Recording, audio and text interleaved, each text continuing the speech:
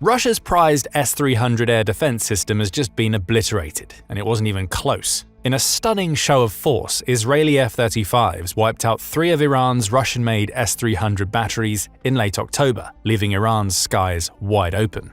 The attack didn't just expose Iran's vulnerabilities, it embarrassed Russia. These systems were supposed to represent the pinnacle of Russian engineering, yet they crumbled against a modern assault. And if the S-300 can't handle Israeli strikes, what does that say about Russia's ability to defend its own airspace in a world dominated by Western firepower?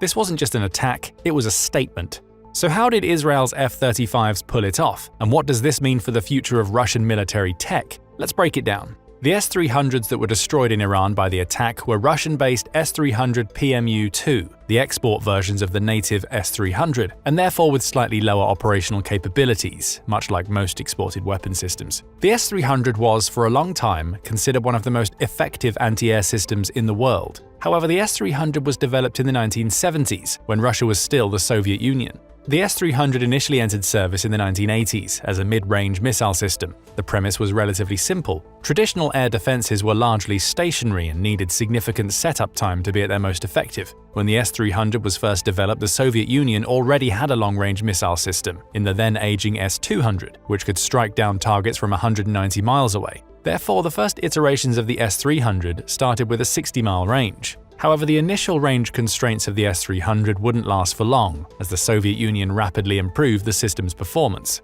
The hallmark of the S-300, compared to the other systems of its time, was the ability to quickly relocate after firing while still boasting extremely potent anti-aircraft and anti-missile capabilities. This meant that the enemy would need to launch a devastating initial attack, something that many countries were unable to do at the time. Otherwise, due to the system's inherent mobility, it could strike down incoming missiles or aircraft and then reposition itself to prevent its position from being revealed to the enemy.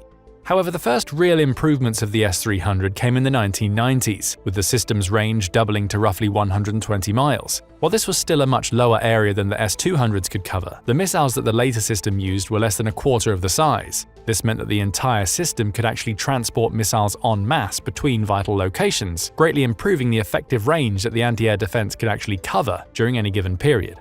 The S-200 was relegated to being fixed since its missiles were effective at long range and fast, but the entire battery couldn't really move, as the launcher was too big for traditional transport. In contrast, the S-300 was highly mobile, making it more effective at leveraging its reduced range, while also improving the military's operational capabilities. With the S-300, the Soviet Union, and later Russia, could actually start moving the systems in more offensive positions, rather than purely defensive ones. Since it could move, the system was significantly more protected than its earlier counterpart. But perhaps the biggest change came in the form of a remodeled launcher design. The version of the S-300 that debuted in the 90s, dubbed the S-300 PMU, could deploy multiple missiles simultaneously, ostensibly due to each missile being relatively smaller and lighter. The advancement was the first of its kind in the world, as all anti-air defenses up until then had single-use launchers and significant reload times. This allowed the system to have a significantly better response time to detected threats. If an enemy launched a large-scale attack, the improved design of the PMU meant that it was more likely to be able to mount a sufficient defensive measure. Additionally, an enemy attacking in waves would allow the defensive system to reload the missiles quicker, due to them being easier to transport and mount. The improvements effectively meant that the S-300 could only feasibly be countered by an enemy using overwhelming force, creating an attack so numerous that no other defensive system would be able to counter it effectively. At the time, the long-range missiles that were being used simply weren't that effective, nor did the national militaries possess the numeric power to overcome the boosted anti-air defenses. The ability to shoot multiple anti-air missiles, paired with mobility that allowed it to escape triangulation without extensive prior surveillance, made the S-300 one of the best, if not the best, defensive system of its kind anywhere in the world. Throughout the 1990s, Russia was commonly considered one of the best defended countries from aerial attacks. But then again, the S-300 was first developed in the 1980s and only improved in the 90s. Of course, there have been some modifications to the system since then, but the more recent version, dubbed the S-400, was only deployed in 2007.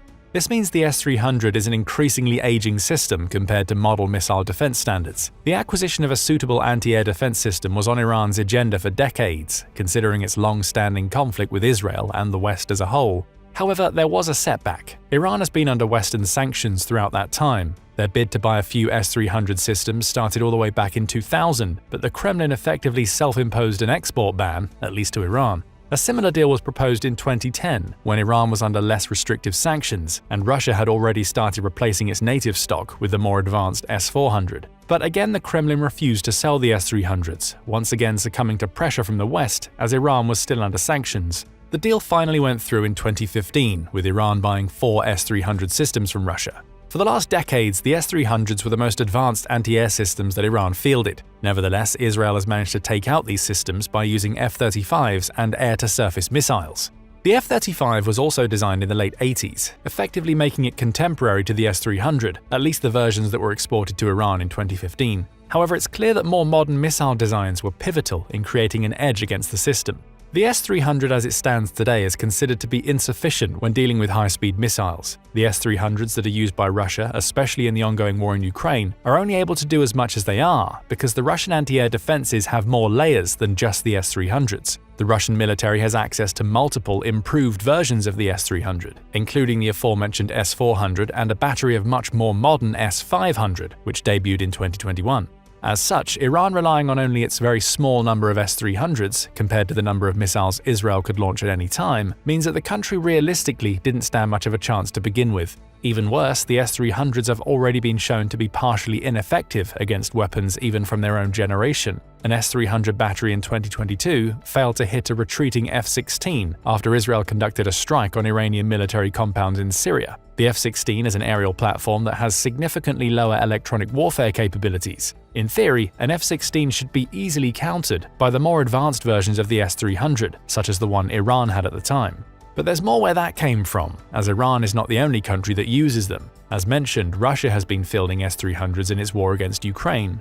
And there, the weaknesses of this system have been on full display. There have been several reports over the past 2.5 years of Ukrainian long-range targeted strikes hitting, and in most cases destroying, Russian S-300s. The same actually happened to Ukraine itself, as it had a decent stockpile of S-300s, albeit somewhat older models from its tenure as a Soviet country. Even the more advanced S-400s have fallen victim to the Ukrainian counteroffensive. By the way, this came at a time when Ukraine didn't have any sort of modern airplanes. The F-16s that Ukraine would eventually receive only started flying over Ukraine in August 2024, roughly 2.5 years after the war started. With that in mind, it's become clear that even slightly older anti-air defense systems are no longer the be-all and end-all of dissuading against long-range strikes. The S-300s, which are by now more than 40 years old as a design, are clearly showing their age. But let's turn back to Iran's problem. With no real anti-air defenses remaining in the country, Iran's extensive military systems and compounds have no actual protection against airstrikes. This is an especially dangerous precedent, considering that Israel has some of the most advanced long-range weapons in the world due to receiving significant amounts of economic and military aid from the US. With Iran pretty much in open war with Israel over the past few months in everything but name and large-scale battles, the country's future of being able to pressure Israel militarily might be coming to an end.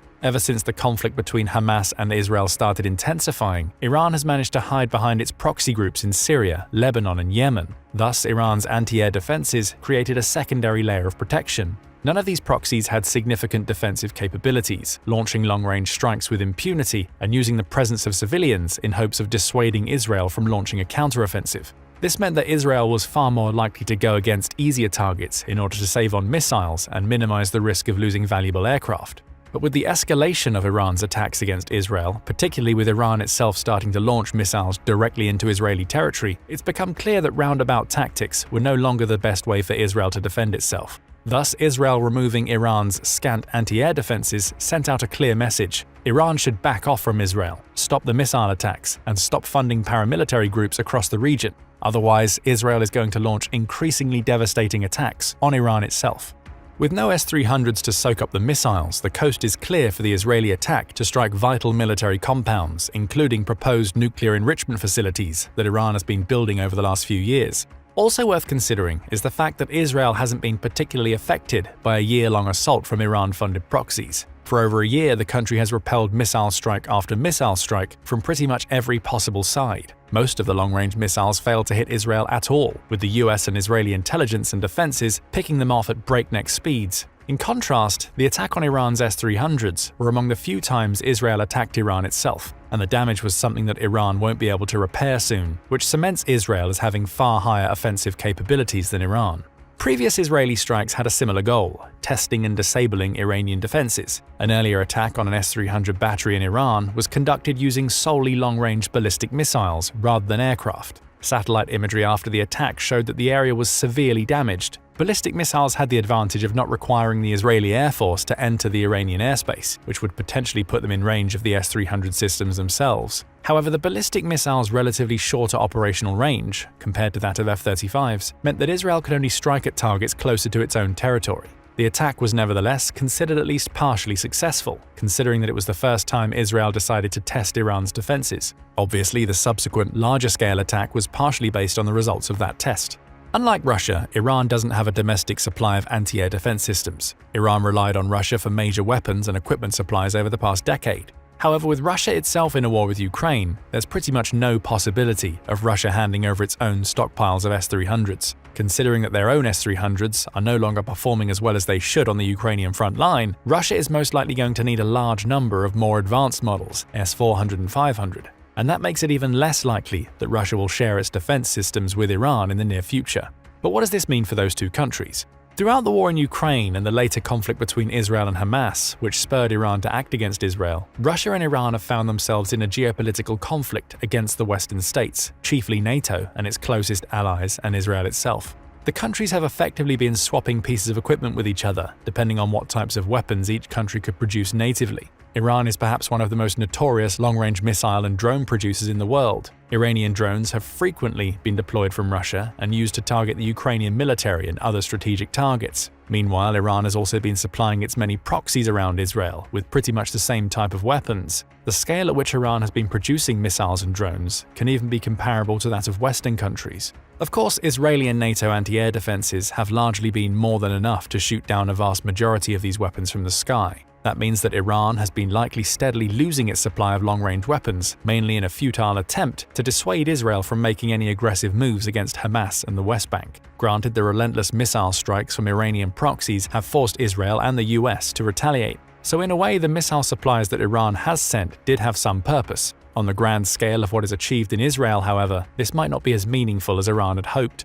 Iran's ability to manufacture drones largely relies on the extreme markup the country is extorting from Russia. A Shahed 136 drone, one of the most common drones used in both Iran and Russia, costs between $20,000 and $50,000 for Iran to manufacture. However, Iran sells the weapon to Russia for an astounding $193,000. Even if we consider the highest possible production cost for the weapon, Iran is still extracting more than $140,000 per drone that it sells to Russia. How is Iran able to do this? Because over the past 2 years, Russia has been in desperate need for more long-range weapons. Throughout the war in Ukraine, the Russian military hasn't really proven to be successful at defeating the Ukrainian forces, despite the overwhelming numerical advantage that Russia had at the start of the war. This could be attributed to several factors, chief of which being the lack of adaptability on Russia's side. But one of the ways in which Russia has been consistently able to pressure Ukraine is through long-range presence. This comes in two types: artillery and missiles. For artillery, it's estimated that Russia and its allies produce roughly 3 times as many artillery shells as the West. NATO has been able to send roughly 1 million rounds per year to Ukraine by using domestic production capabilities, but Russia, on the other hand, has the potential to make 3 million rounds. North Korea has also been responsible for delivering artillery rounds to Russia, with estimates ranging from 500,000 to 3 million rounds over the course of 6 months in late 2023.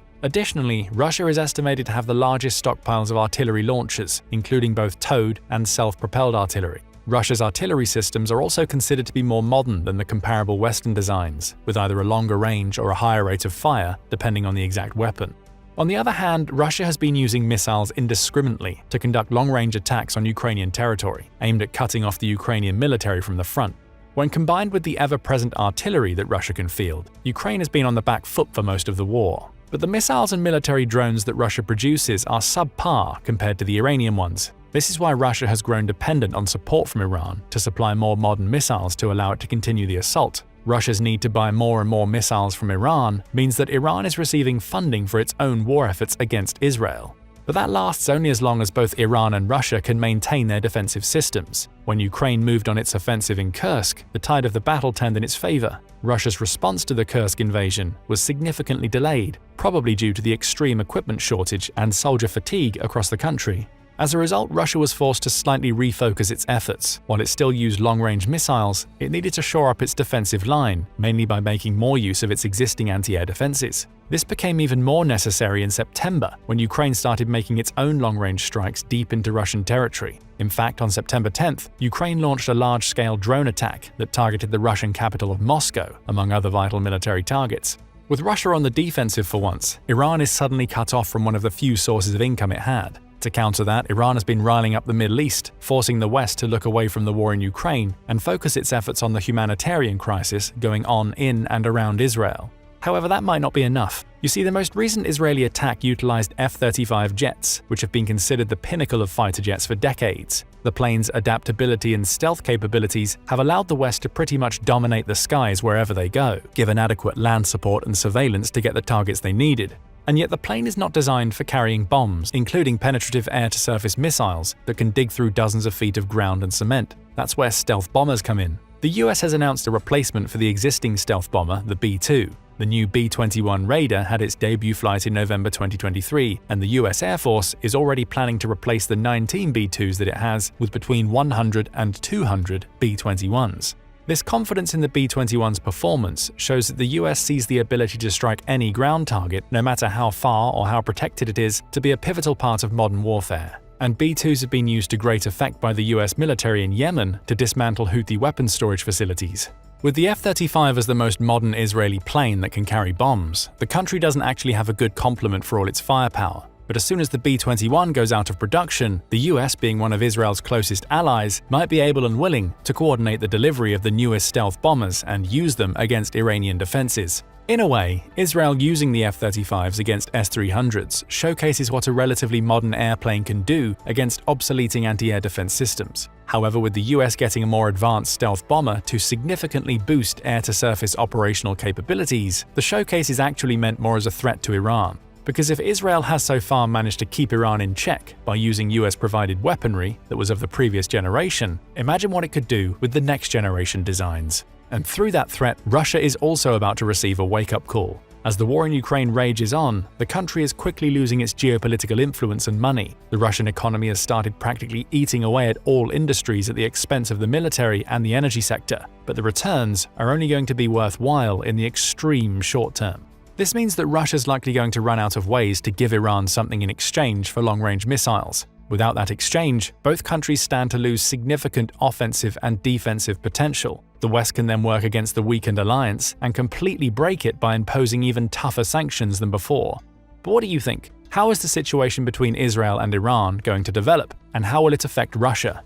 Imagine facing an enemy that hides beneath the ground, launching attacks from invisible strongholds. That's the challenge the US could face if war with Iran ever broke out. Iran's military has turned its landscape into a maze of underground bunkers, sheltering missiles and aircraft in a network that seems impenetrable. But here's the twist. The US is ready. With state-of-the-art bunker-busting bombs, America's military can turn Iran's hidden defenses into targets. And with its dominance in cyber warfare and air power, the US can strike Iran's underground bases before they even know what's coming. But before we dive into US strategy, we need to answer a crucial question. Just what are Iran's underground military bases like? It's a tough question to answer because Iran is typically secretive about the military measures it puts in place. Still, it doesn't hide everything that it does. In February 2023, it was quick to show off a brand new underground airbase it designed to launch surprise maritime missions into the Persian Gulf region. The Washington Institute reported on this new base, noting that Iran built it as a potential counter to the United States Navy's Fifth Fleet, which is active in the Persian Gulf.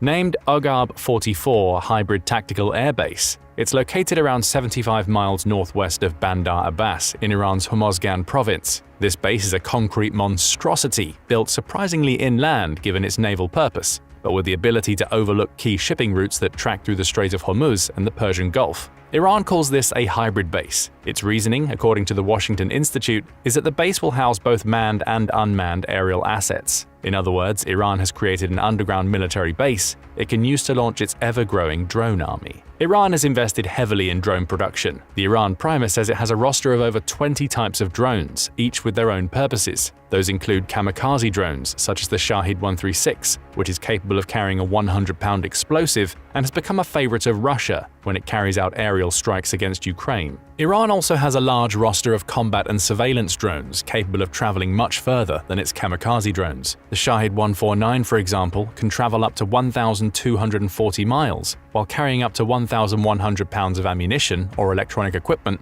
Iran can use for cyber warfare. Coming back to the Oghab-44 hybrid tactical airbase, it has a pair of covered taxiways for landing aircraft and is located near mountain ridges to the north and south. That location is a tactical choice. It believes the mountains offer further protection against bomb and missile strikes. The US will prove it wrong. The Oghab-44 hybrid tactical airbase is far from the only underground base Iran has available. The global security organization NTI reports on several more, including the Bakhtaran and Imam Ali missile bases. The former is an underground base in Kermanshah that NTI says is likely capable of launching ballistic missiles. Beyond its main underground facility, Bakhtaran has missile launch pads and a pair of storage areas for weapons and ammunition. It's been around since at least 1985, which is when Syria helped Iran launch Shahab-1 missiles at Iraq using the base. It's also where Iran conducted the first launch of its Zulfiqar ballistic missile system back in 2017. The Imam Ali base is no less impressive. It's in Khorramabad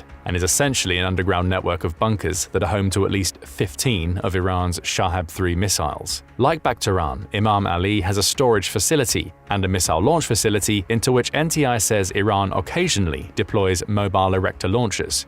Iran's underground network, which it calls missile cities, includes bunkers spread across provinces and cities, reaching depths of up to 1,640 feet. If Iran's claims are accurate, this could mean hundreds of fortified sites designed to protect its missiles and aircraft. But it's not just about conventional warfare. Iran has been constructing a facility within the Zagros Mountains to shield its nuclear operations from US surveillance and sabotage. Recent satellite images show tunnel systems leading into the mountains and near the Natanz nuclear site, a previous target of US cyber sabotage. This base, possibly over 300 feet underground, is strategically positioned to make uranium enrichment difficult to detect and disrupt. Such concealment makes Iran's intentions clear. It aims to operate out of reach of American forces, but the US has a response plan. Equipped with powerful bunker busters and a cutting-edge arsenal, America is ready to neutralize even the deepest bunkers if conflict ever arises. So the question remains, how exactly would the US counter Iran's underground threat? The answer will terrify Iran.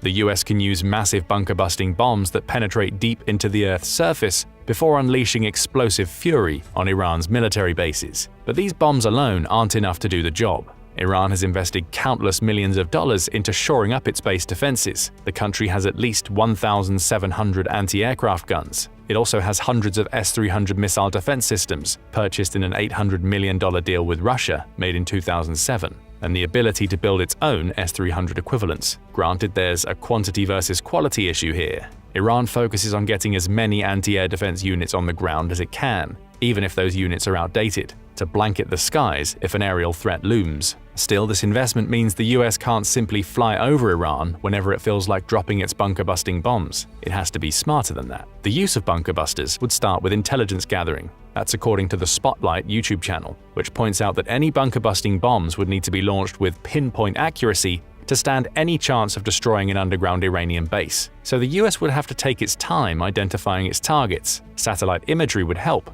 We've already seen how images taken from space show what's going on near the Natanz nuclear site, but those images can only show potential entrances and the activities of workers moving in and out of Iran's bases. Iran's clever use of decoys is also a problem. It often ships mobile missile launch platforms to areas that have no underground bases, just to trick observers into thinking that a base is present. The idea is to force constant questioning over its intentions. Is there really a base in that location, or is Iran trying to prompt the US into wasting a bunker buster on an unused patch of land? The US has equipment to help with this surveillance. Chief among this equipment, beyond its satellites, is the RQ-4 Global Hawk remotely piloted aircraft. Decked out with a sensor suite that allows it to gather info on moving targets, imagery, and signals intelligence, this impressive drone can travel up to 356.5 miles per hour. It has a range of 12,300 nautical miles and can climb to a maximum ceiling of 60,000 feet. None of that makes it impossible for Iran to spot it in flight, but climbing so high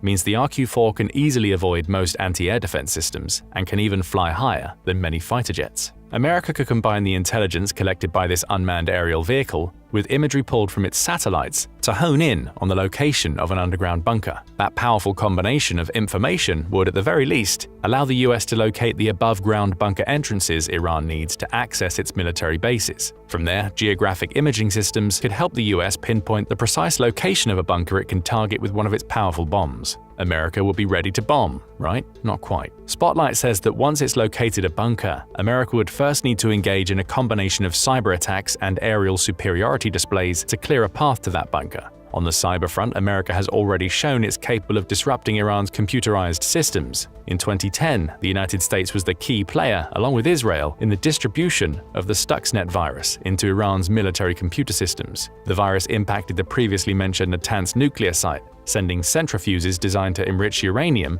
out of control. It's possible the US may have also been involved in using the Flamer virus to similarly cripple Iran's military computer systems. That sort of cyber warfare would prove essential in taking out an underground Iranian base using a bunker-busting bomb. A similar attack to Stuxnet, targeted at the Iranian command's communication and control systems, could disrupt the country's anti-air defenses and make it difficult to send messages to an underground base. That disruption, even if it only lasted for a few minutes, would be the window of opportunity the US needs to unleash a bunker buster. But it would need more. Aerial superiority is also essential to the bunker-busting bomb plan. With the ability to put Iranian military control in the dark about what's happening with its bases asserted, the US would need to establish a pocket of air superiority over the intended target. Why? Well, we mentioned earlier that Iran has massive volumes of anti-air defense systems. Even with cyber attacks affecting the country's digital systems, there's no guarantee that the likes of its S-300 surface-to-air missile launchers won't be able to fire at a bomber aircraft. Those defenses need to be suppressed. The same goes for the missiles and drones Iran produces in extremely high quantities. If its underground bases come under attack, you can guarantee that Iran would launch targeted strikes with its heady combination of weaponry. It's already showcased its capabilities with multiple strikes on Israel since Hamas's October 2023 terrorist attack. Its October 2024 strike on Israel alone used over 180 missiles and a huge number of drones, all weapons Iran could turn against an aircraft carrying a bunker-buster bomb. What's America's solution to this problem? Spotlight suggests a combination of the F-22 Raptor and the F-35 Lightning. Both are stealthy multi-role fighter jets capable of flying over Iranian airspace without being detected by radars. The US could use these jets to carry out targeted strikes on Iranian anti-air defenses surrounding an underground bunker, while its cyber attacks prevent proper communication. Even the US Navy could get involved, claims Spotlight. Tomahawk missiles launched from American ships in the Persian Gulf could also target Iranian air defense systems, drastically reducing Iran's ability to target an incoming bomber. The idea would be to fill the skies with missiles to distract anti-air systems away from the real target, while using those very missiles to destroy Iranian defenses near a bunker. Add drones into the mix, the US is as capable of producing kamikaze drones as Iran, and you get a blanket approach to establishing air superiority that would clear the way for a bombing run. Does that sound unrealistic? If it does,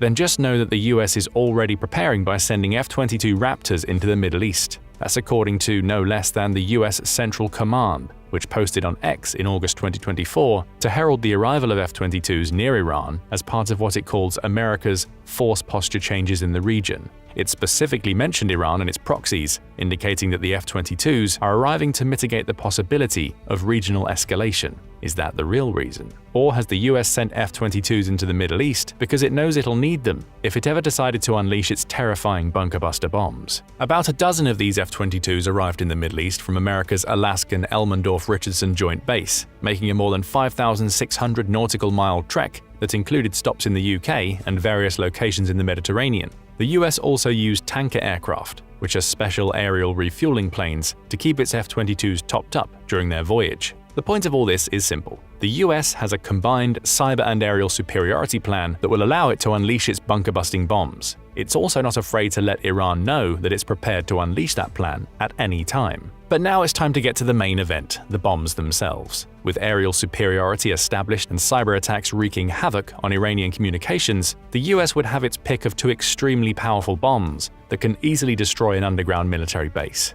The first of these is the GBU-57 Massive Ordnance Penetrator, or MOP. Designed specifically to destroy weapons of mass destruction hidden in what the US Air Force calls well-protected facilities, the GBU-57 is a bomb with massive penetrative power. The Conversation even points out that the US specifically developed the bomb during a time of heightened tension with Iran in 2013, Back then, the bomb was supposed to be able to destroy the nuclear facility at Fordow, that, like so many other Iranian military facilities, is nestled deep underground. The MOP weighs a staggering 15 tons, with the casing accounting for around half of that weight. Each bomb has an explosive charge weighing at least 5,300 pounds. It's a 20-foot-long bomb that can penetrate up to 200 feet of reinforced concrete thanks to the heavy casing. That's enough to plow through the concrete protection installed in most of Iran's underground bunkers. It's a versatile bomb too. The US can drop it from its old B-52 strategic bombers. However, it much prefers to use the B-2 long-range stealth bomber, which has a range of 6,000 nautical miles and a ceiling of 50,000 feet. That ceiling is important. It makes the B-2 nearly invulnerable to the older anti-air systems Iran has in place,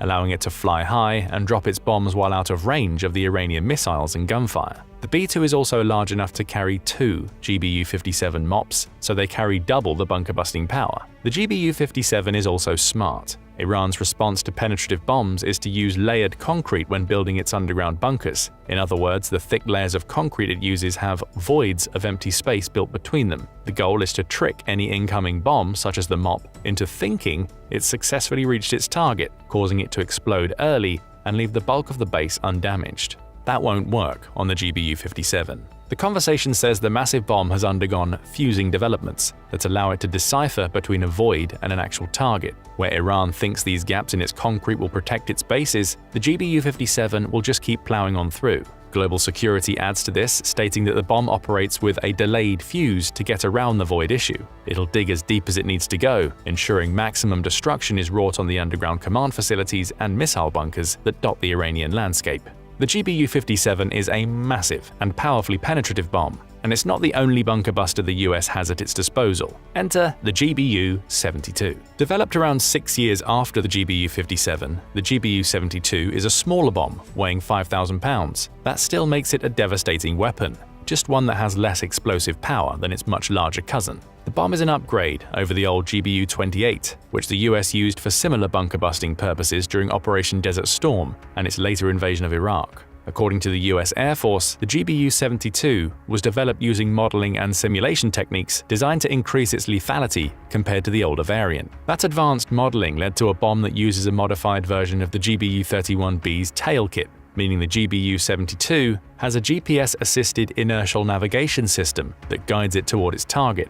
Add to that a pair of long fins, one attached to each side of the bomb near its bottom, and you get a weapon that can glide to its target after being dropped from a height of at least 35,000 feet. Again, that ceiling is important for ensuring the bombers dropping this powerful weapon stay out of range of Iran's anti-air defenses. The only thing we don't know is how deep the GBU-72 can penetrate, but the US Air Force offers some hints. GBU-72 Program Manager James Cullerton says that lethality is expected to be substantially higher compared to similar legacy weapons like the GBU-28 when talking about the GBU-72's power. The GBU-28 could penetrate up to 150 feet underground. It stands to reason that the GBU-72's enhanced lethality should allow it to push 200 feet or more toward a target before it detonates. But what if these powerful penetrating bombs aren't enough to take out an underground base? That's a possibility. Remember that the estimates for the underground portion of the Natanz nuclear site place it between 260 and 328 feet under the Earth's surface.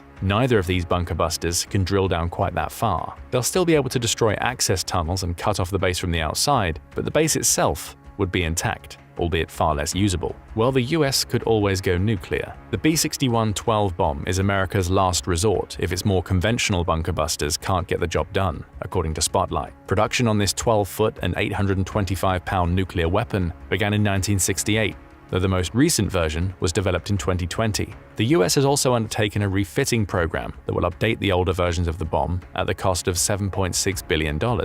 What makes the B-61-12 so dangerous? It's a nuclear gravity bomb, launchable from the air, using either a guided drop mode or ballistic gravity to arrive at its target. Those guided capabilities come from the addition of 4 flexible fins, allowing the bomb to glide. Its tail section has also been tweaked to improve accuracy so that it can land within a target range of 98.4 feet. Located in the bomb's midsection is the nuclear warhead. The US has options here. The warhead can vary between 4 options: 0.3, 1.5, 10, and 50 kilotons, depending on the size of the target and the amount of damage America wants to cause. There's just one problem. The B-6112 isn't a penetrative weapon on the scale needed to breach an Iranian bunker. The Federation of American Scientists, or FAS, says that the bomb can penetrate underground, but its range isn't high enough to reach a bunker. In fact, it's likely that the B-6112 can only penetrate up to 10 feet underground, though that may have increased since the 2016 publication of the FAS report. Still, 10 feet is better than nothing,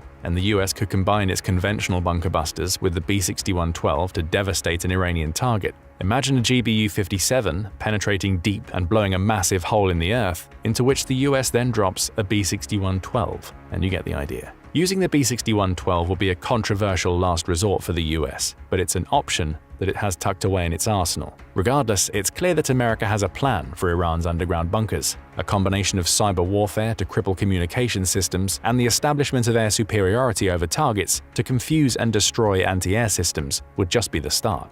Once the path is clear, the bunker busters would drop and Iran's underground bases would crumble into rubble. Iran is terrified of America's bunker busters. But what do you think about these bombs, and the likely strategy the US would follow when using them? Would the bunker busters be enough to devastate Iran's war machine if it ever went to war with the US? If you're Israel and a bunch of Houthi pirates are causing you trouble, what should you do? For effective retaliation and deterrence of future attacks, you need to destroy something valuable in the heart of enemy-held territory over 1,000 kilometers away from your homeland, one protected by air defense systems of some sophistication. Thankfully, there's a ready solution available. If you need to destroy a high-value target with minimal risk, you can't ask for much better than the F-35 Lightning II. This fine piece of machinery has a radar cross-section roughly equal to that of a golf ball, so chances are you can get it into some nasty areas without being noticed.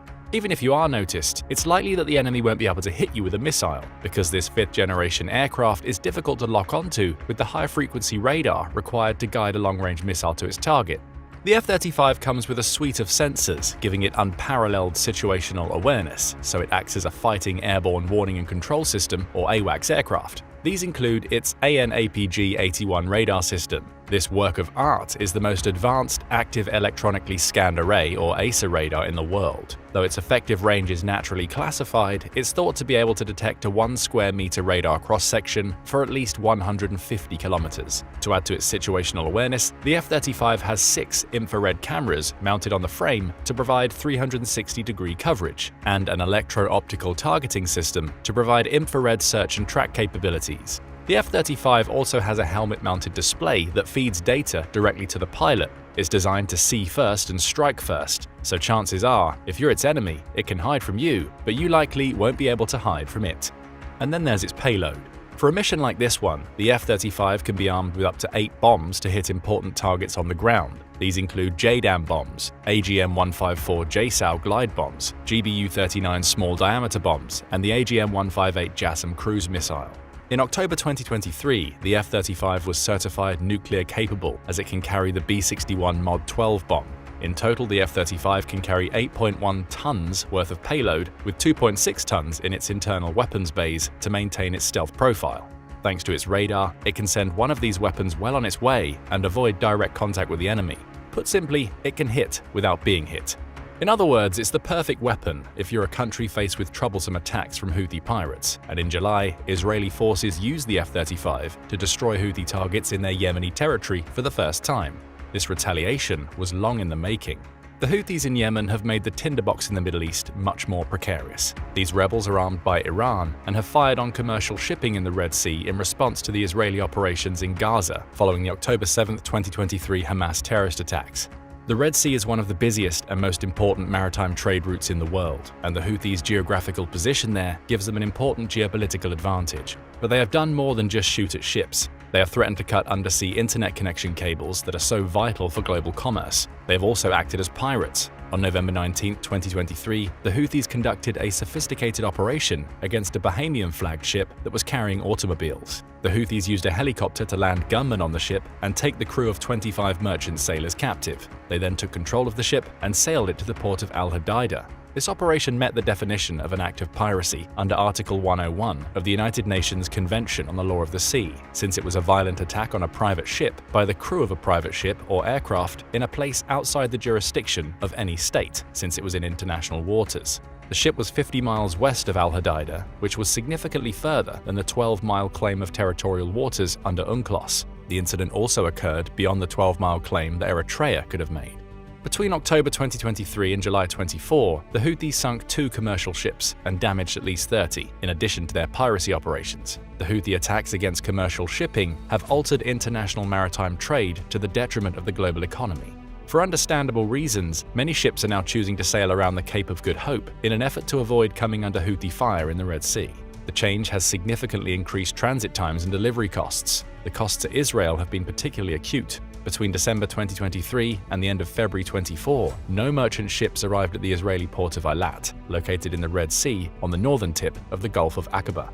The lack of shipping cost Israel at least $3 billion. Eilat has come under more direct attack too. Earlier in July, the Houthis sent a drone toward the port. An IAF aircraft intercepted and shot down the drone, but it was the latest reminder of the Houthi threat to the port, the Israeli economy, and international shipping. To protect commercial shipping, the United States and United Kingdom began attacking the Houthis in airstrikes early this year in an operation dubbed Prosperity Guardian, but this did not stop them from continuing their efforts. Houthi attacks continued into the summer of 2024, and later in July, the Houthis succeeded in striking Israel directly. The Houthis have launched over 200 missile and drone attacks at Israel since last October, but on July 19th, they conducted a much more effective operation. An Iranian-made kamikaze drone successfully made it through Israel's air defense network and exploded over an apartment building in downtown Tel Aviv. 1 man was killed and 10 others were injured, all civilians. Local police said that the drone exploded over the apartment block, with the blast wave shaking the city. This was the first time that the Houthis had spilled Israeli blood directly. The apartment was only 1 block away from an American diplomatic building, which was once the official United States embassy to Israel. The building kept the status until 2018, when the Trump administration moved the embassy to Jerusalem. The Houthis immediately claimed responsibility for the attack. According to them, they had used a new drone capable of bypassing the enemy's interception systems and undetectable by radars. Naturally, these words were taken with a heavy grain of salt. Israeli officials later admitted that the attack had caught them off guard and that human error had prevented the air defense systems from detecting the intruding drone. As the people in Yemen celebrated the success of the strike, Houthi leaders warned that they would direct more such operations against Israel. The attack against Israel came as a consensus built in Washington and London that Operation Prosperity Guardian was failing. The air attacks were simply not putting on enough pressure to stop and deter the Houthi attacks, with the strike of July 19th putting an exclamation point on that assertion. Critics said that the Prosperity Guardian airstrikes had not targeted high-level Houthi commanders or large supply facilities, and so were too impotent to disrupt Houthi operations or make them think twice about attacking. To make matters worse, the Houthis might soon get another high-level backer. American intelligence officials have warned that Russia might begin arming the Houthis with more powerful anti-ship missiles as a way of retaliating against the West for arming Ukraine with weapons the latter has since used to attack targets in Russian territory. Ukraine's offensive into Russia's Kursk region has likely hardened that opinion in the weeks since these reports were circulating. These Russian weapons would come to the Houthis by way of smuggling routes that the Iranians have long established in the area. Since Iran has backed Russia's invasion with thousands of its Shahid drones, the arms route between these two countries is also well established. Naturally, if you're Israel, you cannot allow the Houthis to continue to attack you and get better weapons. On July 21st, Israel conducted Operation Long Arm, a massive air raid against the Houthis in Yemen. 25 fighters with the Israeli Air Force were reportedly involved in this operation, including F-15 and F-35 aircraft, along with accompanying tankers to make sure they didn't run out of fuel. Israel likely used the airspace of Saudi Arabia as part of this long-range mission. Saudi Arabia and the Houthis have been at odds since the former intervened in the Yemeni civil war, and both sides have launched fierce attacks against the other. Although a 2022 ceasefire has reduced some of the tensions, it would not be surprising if the Saudis were happy to lend their assistance against the troublesome Houthis and their backer Iran, which has engaged in a proxy war for over 4 decades. The target of Operation Long Arm was the same port of Al Hodeida. The Houthis have tried to present this port as being a humanitarian enterprise. In reality, the Houthis import a lot of their weapons through this facility, mixing such imports in with some humanitarian aid. When they aren't importing weapons, they're using this facility as a pirate cove. For Israel, the attack on the port was the latest for a country that's often been at the tip of the spear in the F-35's development and service record. Israel has been involved with the F-35 since February 2003, when it agreed to help develop the aircraft as part of the Joint Strike Fighter program. The agreement stipulated that Israel would pay millions of dollars to the United States for rights to participate in the program. In 2010, it ordered 19 aircraft, eventually bumping this order up to a total of 75 over the years. The IAF operates a special variation of the F-35A called the F-35I Adir. Hebrew for awesome or mighty one, a variant designed to meet Israel's specific needs. There were some bumps in the road on the way to the F-35I. In 2009, the Pentagon announced its opposition to selling the F-35 to the Israelis because of the modifications they wanted. One of those modifications includes a unique Israeli suite of electronic warfare equipment. After 3 years of opposition, the Israelis successfully concluded this agreement with Lockheed Martin in 2012. Israel was adamant about installing its own electronic warfare suite, out of concern that the aircraft's stealth protection would erode after its first decade of service life, as potential adversaries were supposedly finding ways to detect stealth aircraft.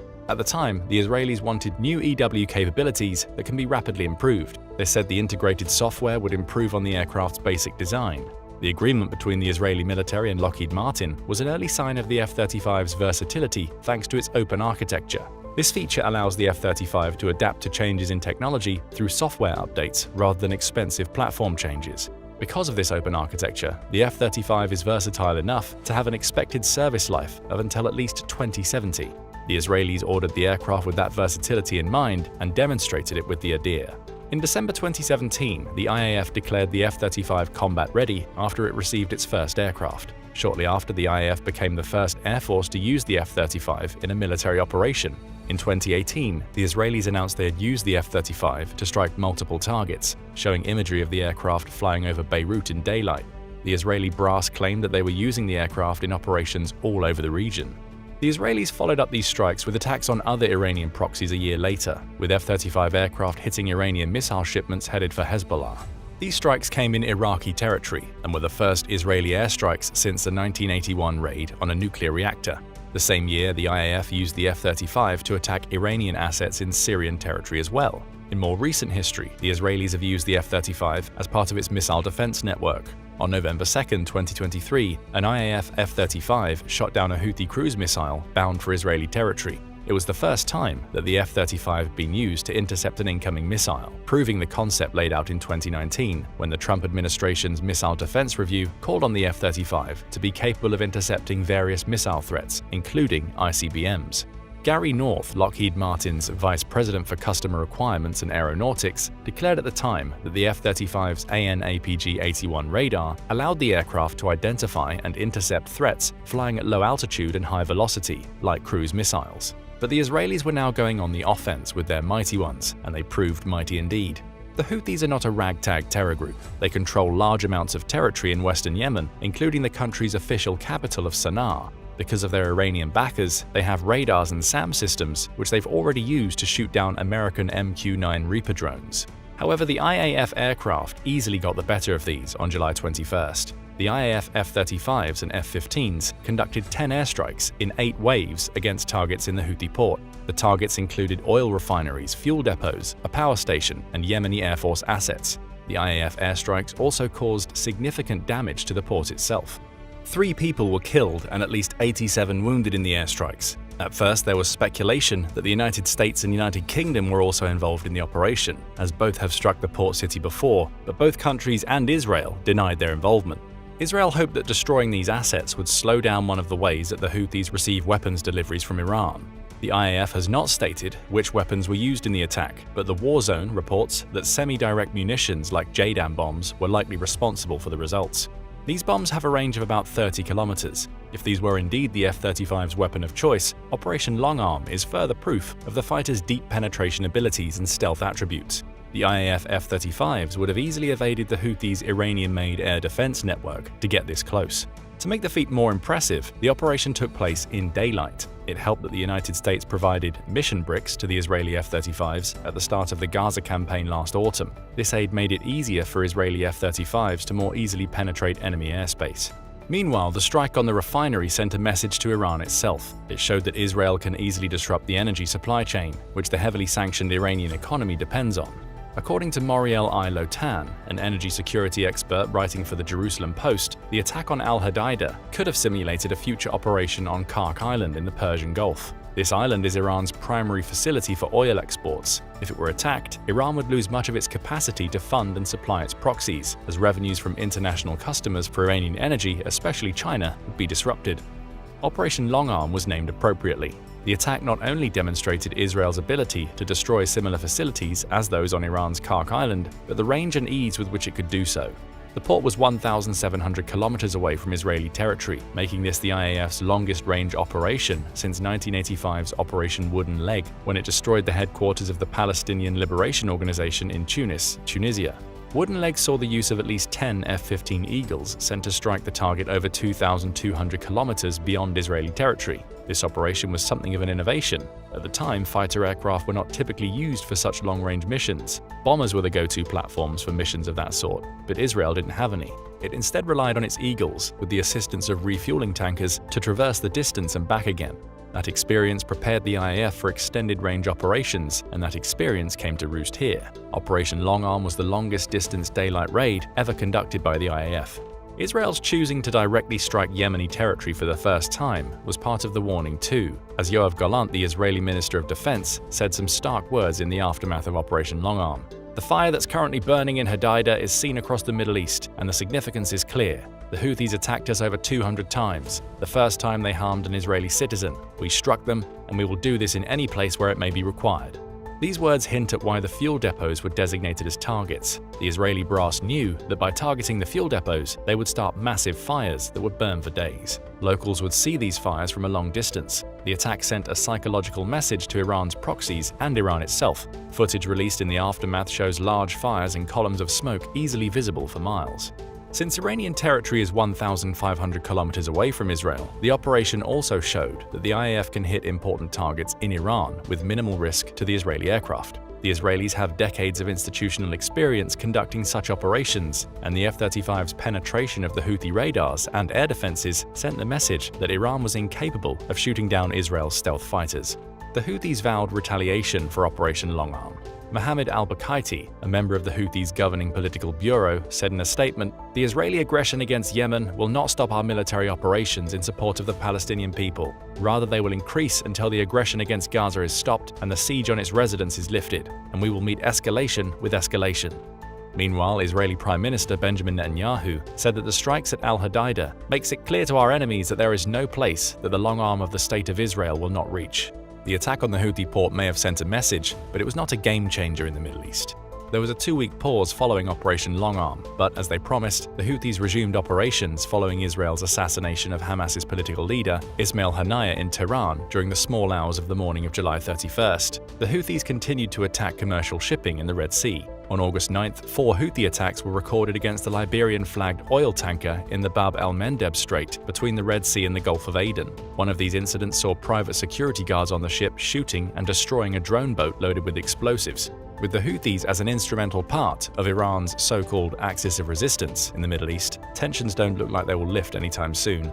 Operation Long Arm might well only be the first in a series of long-distance Israeli strikes in retaliation for other attacks sure to come. Israel and Iran have been at odds since the Islamic Republic came into being. The attack on a port in Yemen will not change that. What do you think will come next in the Middle East? Will Iran launch another direct attack at Israel, as the American intelligence community alleges? Will Israel use its F-35s to strike targets in Iranian territory such as Kark Island? The S-400 air defense system has become a hot commodity on the global stage, hailed as the crown jewel of military hardware. From Algeria's acquisition in 2021 to Belarus beefing up its arsenal in 2022 to counter NATO, and even China securing units to guard the contentious Senkaku Islands and Taiwan from 2018, the S-400's client list reads like a who's who of global powers. India joined the club with a whopping $5.3 billion deal in 2018, undeterred by political sanctions from its ally, the United States. Meanwhile, Turkey, a NATO member, faced real sanctions, trading access to the F-35 program for the Russian defense system. The widespread adoption and the risks nations are willing to take to possess the S-400 beg the question, is it really the ultimate shield it's cracked up to be? Can it truly outsmart 5th-generation stealth fighters? In this video, we're diving deep into the world of the S-400, examining its strengths, shortcomings, and debunking myths. We'll also talk about why its Nabo-M radar system sucks, and how its lack of interceptors make it vulnerable compared to other air defense systems out there. And we also look into questions like, can Putin's prized air defense system pinpoint and neutralize US fighters before they deploy their arsenal or coordinate a strike from afar? Let's see what our military experts have to say. But first, it's origin story time. Russia's S-400 Triumph is an evolution of the Cold War-era S-300 air defense system. It's a mobile system capable of shooting down aircraft, drones, and cruise missiles. It also has a terminal ballistic missile defense capability. According to the Center for Strategic and International Studies, the S-400 has the mission equivalent to the United States' Patriot missile defense system. Born amidst the post-Soviet turmoil of the early 90s, the S-400, a successor to the formidable S-300, emerged not as a reinvention, but as an evolution. With 70 to 80% of its technology rooted in its predecessor, how did Russia enhance this system to meet the modern battlefield's demands? The leap from S-300 to S-400 brought significant advancements, upgraded radars, new missiles extending its reach, and fortified defenses against electronic attacks. But with these improvements, just how much more effective did the S-400 become? Introduced in 2007, boasting a range of up to 400 kilometers and the capability to engage 80 targets at once, the S-400 represents a leap in defensive technology. Each battalion's 8 launchers, equipped to fire 4 missiles each, stand ready to challenge the skies. But that's not all. The S-400's primary weapon system is the 48N6 missile series, which has a 250-kilometer range and can intercept incoming ballistic missiles across a radius of 60 kilometers. Reportedly, these missiles are capable of intercepting hypersonic projectiles up to a speed of Mach 8, flying at the edge of its range. Intercepts of targets flying at speeds over Mach 14 have also been reported. 2 additional missiles are supposedly under development for the S-400 launcher. The first is the 77N6. Unlike the other 2, this missile uses hit-to-kill technology equivalent to the Patriot's PAC-3. Such technology provides a particular advantage in a nuclear missile defense role, as the lack of a detonation would limit radioactive fallout. The 77N6 was in testing as of July 2021 and was supposed to enter service in 2022. The same missile was also meant to be available for Russia's newer S-500 system. However, both this missile and the S-500 appear to be behind schedule, perhaps unsurprisingly. The third missile supposedly in the S-400's arsenal is the 40N6. This projectile is supposed to bring the S-400's range up to 400 kilometers. In July 2023, it reportedly completed new tests. In November, the Russian Ministry of Defense announced that it would be producing at least 1,000 of these missiles in 3 years, though sanctions make this production rate questionable. The experts at CSIS are also skeptical that the S-400's radar capacity will allow the 40N6 to operate at its purported range. The S-400 is one of the key pieces of military infrastructure for the heavily fortified Russian enclave of Kaliningrad on the Baltic coastline. In addition to territorial defense, the Russian strategy for its deployment there has been to use it as an anti-access area denial system to disrupt the movement of NATO forces should a confrontation arise. The S-400 also saw service with Russian troops deployed in Syria, and it's a key aspect of Russia's strategy to defend Crimea. On February 25, 2022, the day after the invasion, the S-400 got its first confirmed combat kill when it shot down a Ukrainian Su-27 fighter jet operating around the country's capital of Kyiv. The kill of the plane, piloted by Colonel Alexander Oksenchenko, who was well known on the airshow circuit, was reportedly the longest-range downing of an aircraft on record. The S-400 continued to prove its worth in early March 2022, when it shot down 4 more Ukrainian Su-27s on the 5th of that month. Aside from its purported long-range and high-altitude defense, the S-400 is also capable of being used in offensive roles.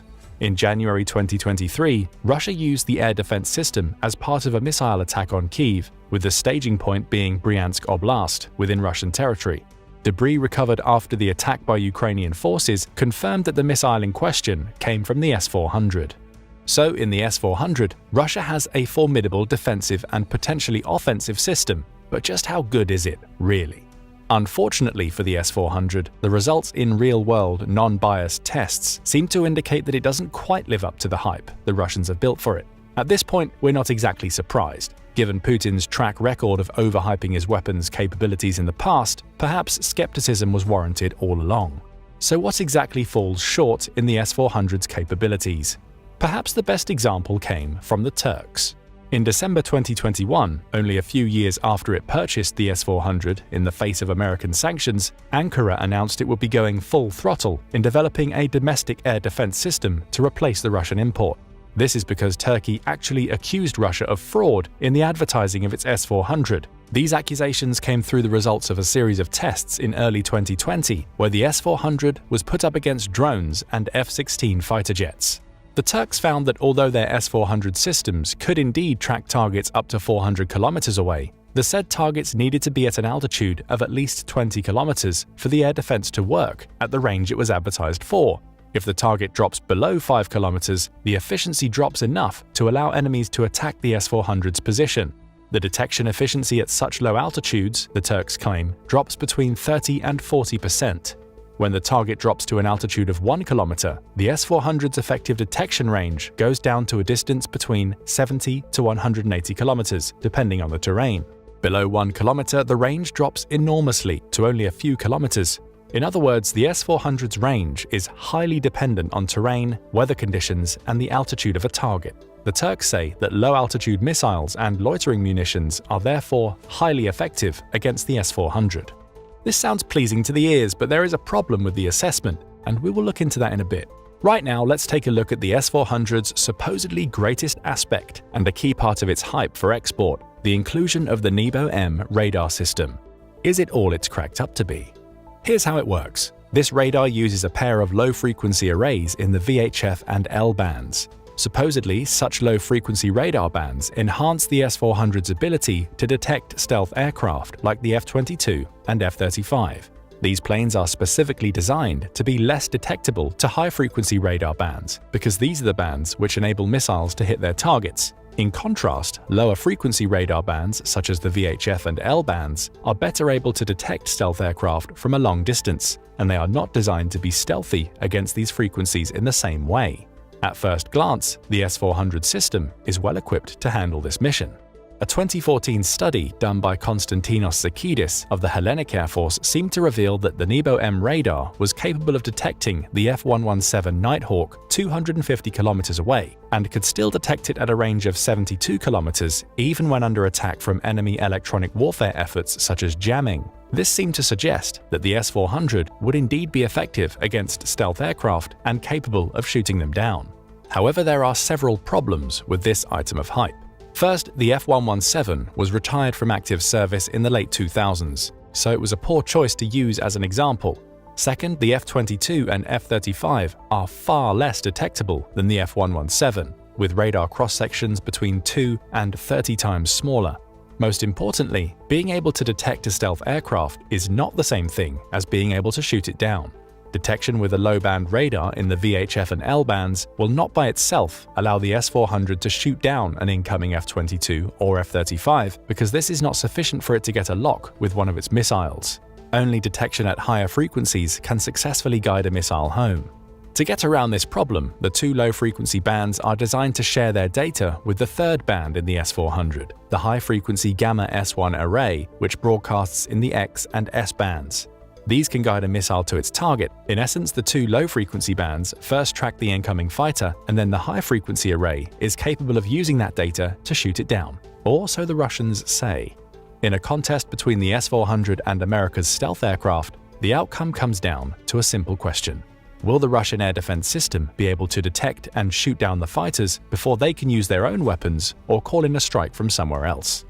Because of their smaller radar cross-sections, the F-22 and F-35 will be able to evade detection from the S-400 at much shorter ranges than the F-117. If the F-35's cross-section is, as reported, about the size of a golf ball, the Lightning II would only be detectable up to a range of about 20 miles, and that's at a low frequency. The USAF brass has admitted that the F-35 is stealthier than the F-22, but the Raptor would have a more or less similar level of protection. These two fighters would therefore almost certainly be in a position to destroy the S-400 with a long-range air-to-surface missile before they can be detected, much less threatened with a surface-to-air missile like the 4A-10-6. For these reasons, shooting down the fifth-generation fighters is a much taller task for the S-400 to overcome than being able to casually shoot down the fourth-generation fighters that it did in the early days of the war in Ukraine. The problem becomes more pronounced when considering that the F-22 and F-35 have electronic warfare measures. Unlike the Su-27s it had demonstrated success against in February and March 2022, America's planes would be jamming the S-400. Ukraine's planes couldn't do this. But the S-400 has another problem that makes it less effective than it's hyped to be. At best, a full battalion would be able to launch 32 missiles in the sky. All air defense systems will be overwhelmed if the volume of incoming fire exceeds the system's capacity to respond. This is how Hamas overwhelmed Israel's vaunted Iron Dome in its October 2023 terrorist attack. The thousands of rockets that it launched into Israel, low-tech as they were simply too much for Iron Dome to overcome in such a short time. A typical Iron Dome battery consists of 3 or 4 launchers with a capacity of 20 missiles per launcher, making for a total between 60 and 80 missiles in the system. Its high capacity is one of the reasons it's proven so effective in countering projectiles that threaten Israeli population centers. The American-Norwegian NASAMS is another air defense system with a high payload capacity. A typical NASAMS-2 battery consists of 12 launchers, each of which has 6 missiles apiece, meaning that it can have 76 interceptors on standby. A Patriot battery, meanwhile, hosts 6 to 8 launching stations. Each launcher can carry 4 PAC-2 missiles or 16 PAC-3 missiles. As such, a typical Patriot battery has between 24 and 128 missiles, depending on how many launchers there are in the battery and whether the PAC-2 or the PAC-3 is the intended missile. So we see that the S-400 is lacking in interceptors compared to other air defense systems out there, including the Patriot, its closest American equivalent. The best way to overwhelm it would therefore be to launch a series of low-altitude cruise missiles or drones.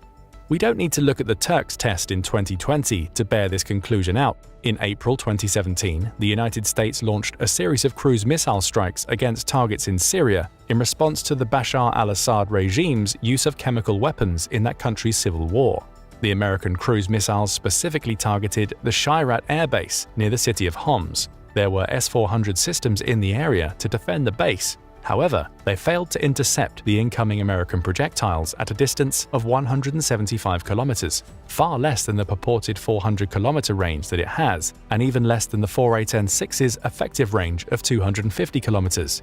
Not a single American cruise missile was shot down in that operation. A year later, the United States again launched a cruise missile attack against targets in Syria with a similar level of success. The S-400 may also be vulnerable to much lower levels of technology than that seen in the United States' 5th-generation fighters. Recall that the S-400 bases at least 70% of its technology on the older S-300. The supposedly advanced NEBO-M radar system is the same as that used on the S-300, and the older air defense array has proven vulnerable against strikes from cruise missiles and drones like the Turkish Bayraktar TB2. In both Syria and the war between Armenia and Azerbaijan in 2020, the S-300 and its NEBO-M radar proved less effective against both of these arms. However, in an actual conflict between the United States and Russia, things would not be this simple. The S-400 is at its best when it's part of an integrated air defense network with other assets like AWACS planes. The Turks did not use its S-400 system in this way during their tests, so its less than perfect results for them might not have been surprising. The same goes with the Syrians in 2017. The presence of these planes will increase the efficiency of the S-400 significantly. All the same, Ukraine has proven quite good at detecting and shooting these planes down in early 2024. Russia has lost 2 of its 9 modernized operational A-50 AWACS planes to Ukrainian air defense missiles. In an air environment against an adversary like the United States, with even longer-range missiles and almost certain air superiority, if not air dominance, these planes would have a much harder time operating unimpeded, especially when the USAF can deploy the coming AIM-260 JATM in large numbers by the end of the decade. Russia would need to hide its A-50s at greater distances and behind fighters and air defense systems to defend them, making them less effective. In Ukraine, the S-300F air defense system proved incapable of stopping the cruiser Moskva, the flagship of the Russian Black Sea Fleet, from being sunk through a combination of drones to provide distraction and subsonic Neptune cruise missiles to deliver the killing blows. The poor weather that day again seemed to suggest that the S-300 and its successor, the S-400, had comparatively poor performance against targets flying at low altitudes, especially in less than optimal environmental conditions. The S-400 has had other problems in Ukraine. On August 23, 2023, an S-400 system defending Crimea mysteriously went up in flames near the village of Olenivka, on the peninsula's westernmost point. It was not clear what exactly caused the explosion, though experts suspected that a long-range air-launched Storm Shadow cruise missile provided by the British and French was responsible for the incident. It's also possible that the strike could have come from a Neptune or Harpoon anti-ship missile modified to hit targets on land, although this was less likely. Either way, even in the presence of a more integrated air defense network, the S-400 proved incapable of defeating a Ukrainian precision missile strike. According to the Oryx blog, Russia has lost one command post for an S-400, one 5P-85T2 launcher, 5 5P-85SM201 launchers, one 92N6A radar station for the S-400, and one support truck for the air defense system as of March 7, 2024. All of these have been destroyed. The destruction of the support truck in January 2024 seemed to confirm that Russia had deployed its S-400 system on internationally recognized Ukrainian territory for forward combat operations. Previously, the Russian armed forces had been known only to deploy the S-400 in Crimea within Russian territory and within the borders of Belarus to create a north-south area of coverage over the entire front in Ukraine. Despite its hype as a stealth-killing system, the S-400 likely isn't going to be taking out F-22s and F-35s anytime soon, even if it can detect their presence with its low-frequency radar.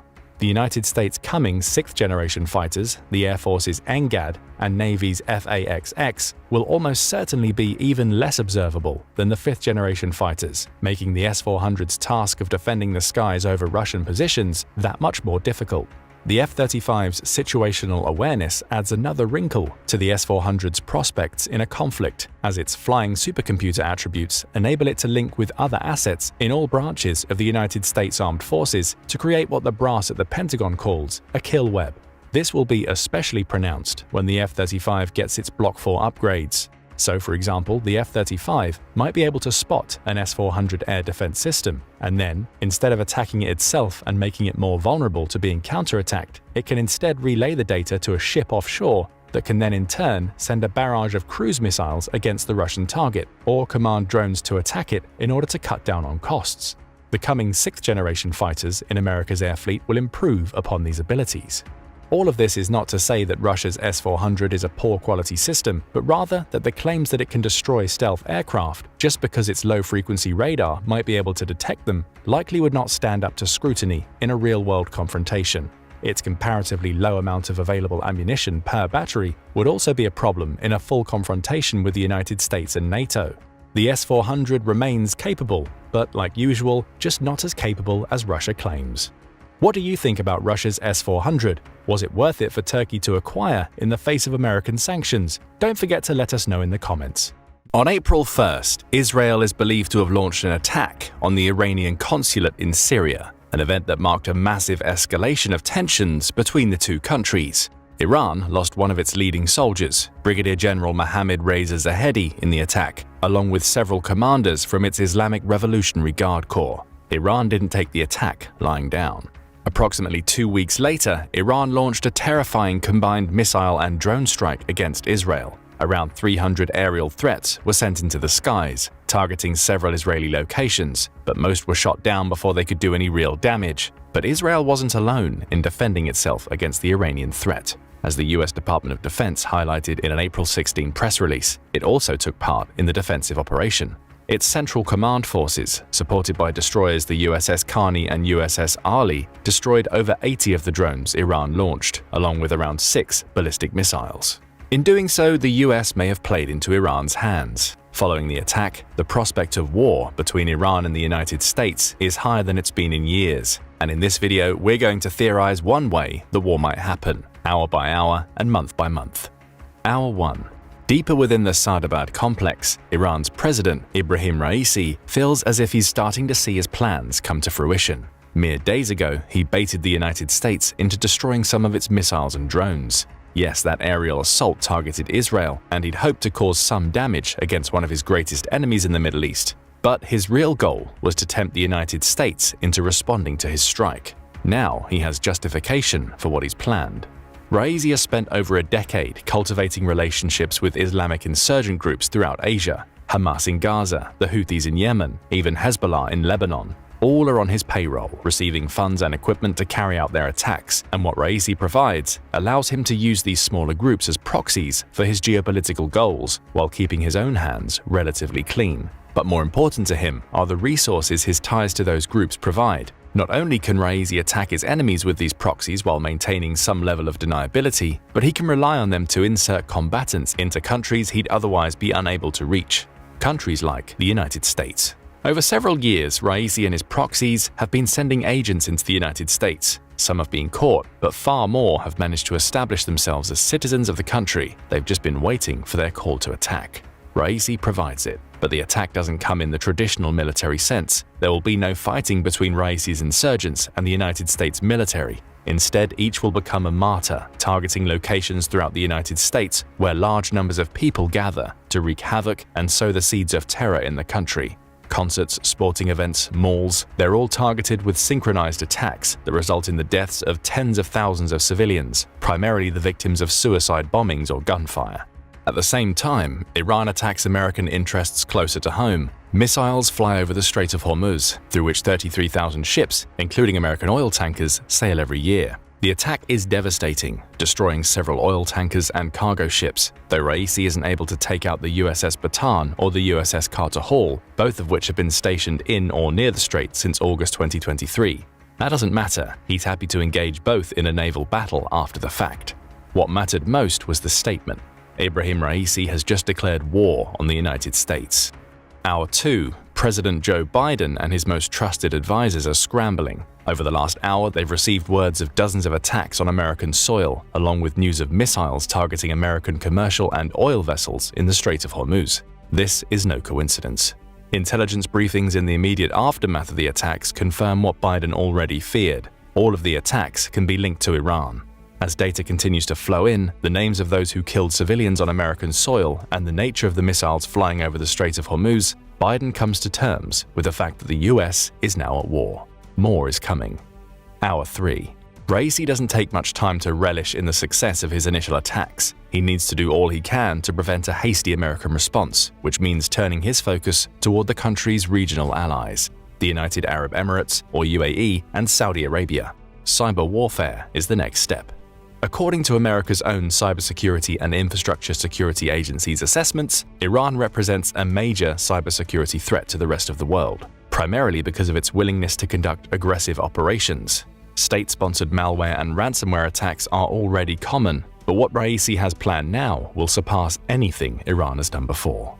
His crack team of computer experts has spent the last year infecting specific targets in Saudi Arabia and the UAE with a spin-off of the Menorah spying malware. Through that malware, Iran has established communication with several command and control servers on home soil, through which it compromises the infected systems to damage them at critical junctures. That malware's executables are running on overdrive today. Raisi's computer experts target the Al Dhafra Air Base, host to 5,000 American military personnel, just outside Abu Dhabi, shutting the base's communications and computer equipment down temporarily. The 10 bases the US has in Saudi Arabia are targeted with similar attacks, all designed to hamper communications and slow down the US response. However, Raisi doesn't send his troops into either country. To do so would be suicidal, as he doesn't have the resources to fight the Saudi and UAE militaries on top of fighting against the United States. He just wants to make his threat known. These attacks are his bargaining chip, one he's using to cow the United States into relinquishing the tightness of its grasp over Middle Eastern politics. Now all he has to do is sit back, bide his time, and wait for the American response. Hour 24. In the United States, President Biden has spent the last day working with his advisors to prepare America's counter to Iranian aggression. Normally, he'd rely on sanctions to force Iran to back down. It's a tactic that the US has used successfully in the past, and it has sanctions active now, but Biden knows that won't be enough this time. Nevertheless, his team has quickly drafted a new round of sanctions, primarily targeted at Iran's ability to export oil to other countries. If the US were able to put a dent in the 1.29 million barrels of oil Iran exports daily, it could hit Raisi in his pocket. That's unlikely to happen. Most of those barrels go to China, an Iranian ally, but even so, Biden implements the sanctions, and his partners in NATO follow suit. A little financial damage is better than none at all.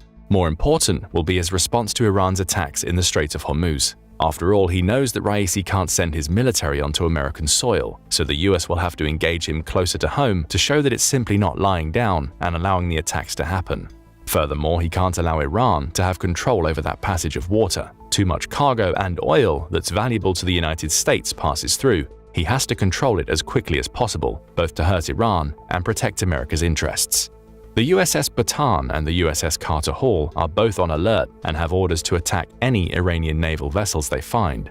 Biden also seeks help from the Combined Task Force, or CTF-150, a multinational force that includes ships from France, Germany, and the UK to help him start the fighting early in the strait. That force contributes almost 15 ships, though Pakistan withdraws in an effort to stay neutral and will help Biden conduct a tit-for-tat naval battle in the strait and throughout the Persian Gulf until a stronger naval fleet arrives from the United States. With those early measures in place, Biden has to turn his focus to his own people. America was attacked on its own soil in multiple locations by terrorists who he now knows were funded and supported by Iran. Not only must he bring solace to a damaged nation, but he must prepare it for war. Week 1. As several American warships, in addition to 2 of its aircraft carriers, make the journey toward the Persian Gulf, Biden has been preparing for the next stage of his offensive. It'll take between 4 and 6 weeks for his ships to reach the Strait of Hormuz, which is why it's so crucial for CTF-150 to do its job now.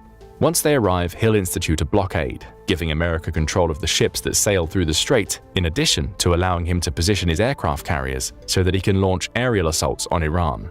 America's Navy will be key to its victory, with 472 ships compared to Iran's 101, including 11 aircraft carriers to 0 for Iran and 45 more submarines. America knows it can come out on top in the Persian Gulf.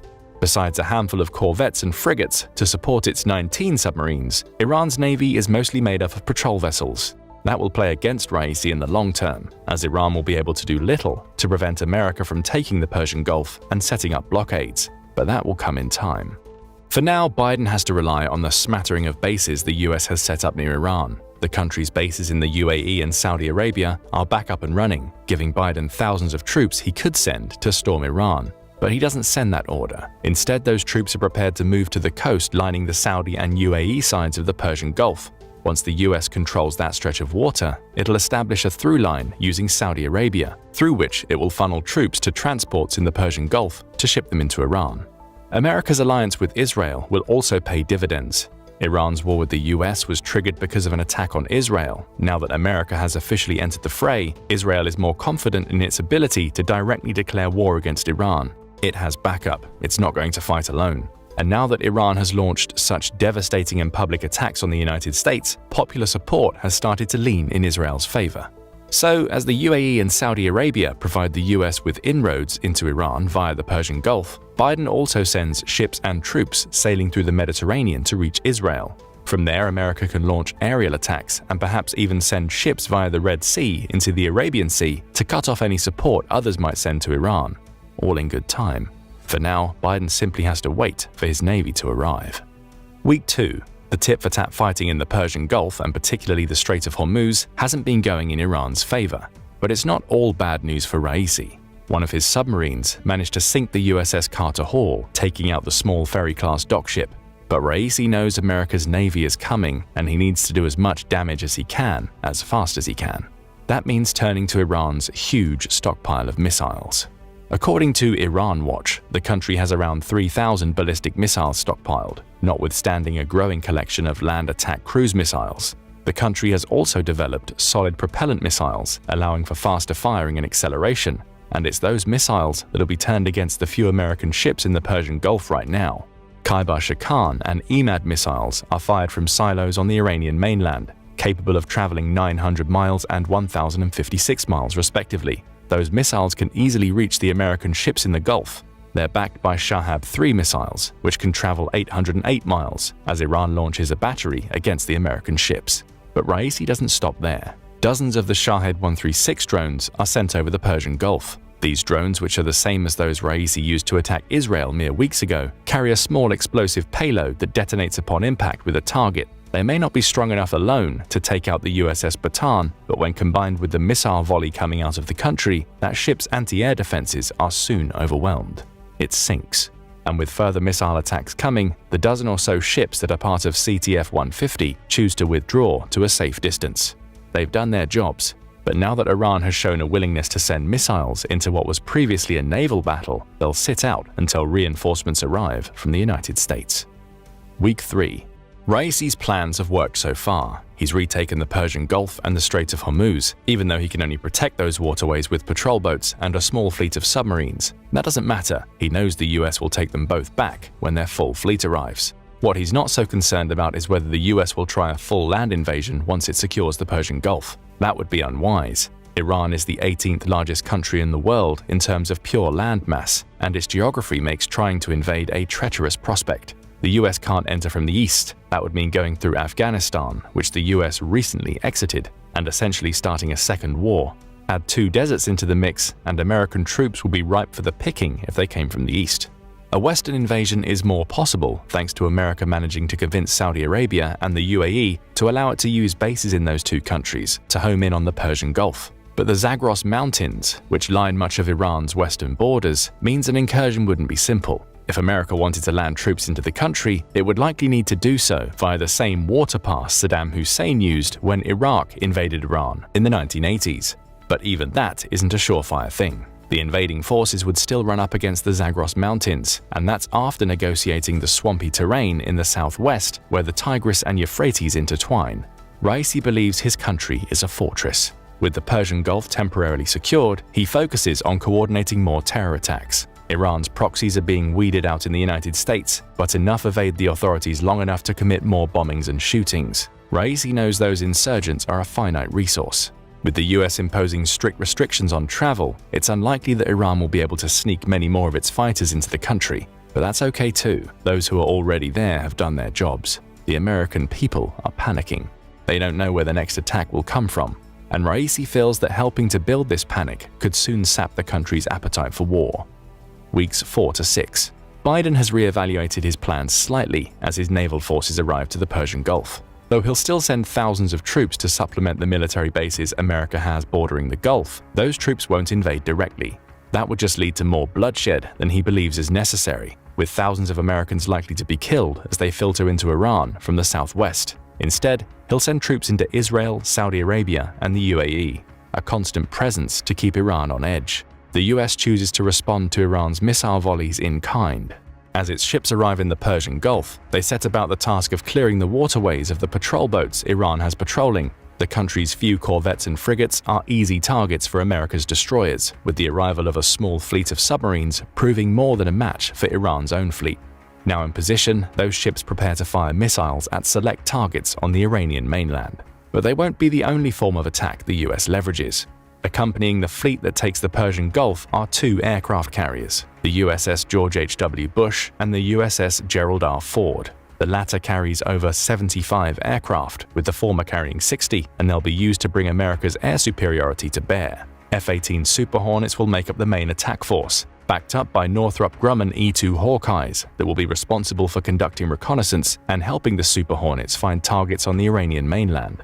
When Iran inevitably sends its own jets into battle, Lockheed Martin F-35C Lightning fighter jets will engage Iran's fighters over the Persian Gulf. The goal is simple: attack from the water, using missiles fired from ships and America's huge fleet of jets to cow Iran into submission quickly. Week 7. Raisi expected all of this. He knows that Iran can't match the United States in terms of pure firepower. Its stock of 121 combat-ready fighter jets, along with 15 attack-type planes, will be overwhelmed by those flying from America's air carriers. If the US brings more carriers to the Persian Gulf, they'll gain full air superiority. But Raisi is far from being out of ideas. He's not looking to go toe-to-toe in a fight with the United States. He wants to use their aggression against them. After all, as accurate as American missile strikes may be, they're far from perfect. No concerted missile strikes are. Iranian civilians are already dying in blasts, images that Raisi is all too willing to use for propaganda purposes to strengthen the will of his people. Raisi also has China and Russia on his side, albeit not directly. China in particular is heavily dependent on the Strait of Hormuz for many of its goods. Though it won't pick a fight with the United States, Beijing has already started placing pressure on Washington to find a peaceful solution. Russia is also calling for restraint, arguing that an entire country shouldn't be punished for the actions of radicals. Raisi also benefits from both China and Russia having veto power as members of the United Nations or UN Security Council.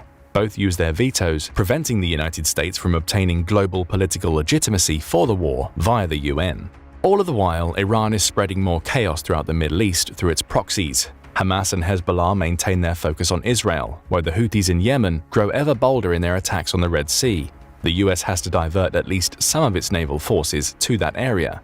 Though that won't be enough to substantially weaken its presence in the Persian Gulf, it allows Raisi to cast the United States as the controlling influence over the Middle East that he has always claimed it to be.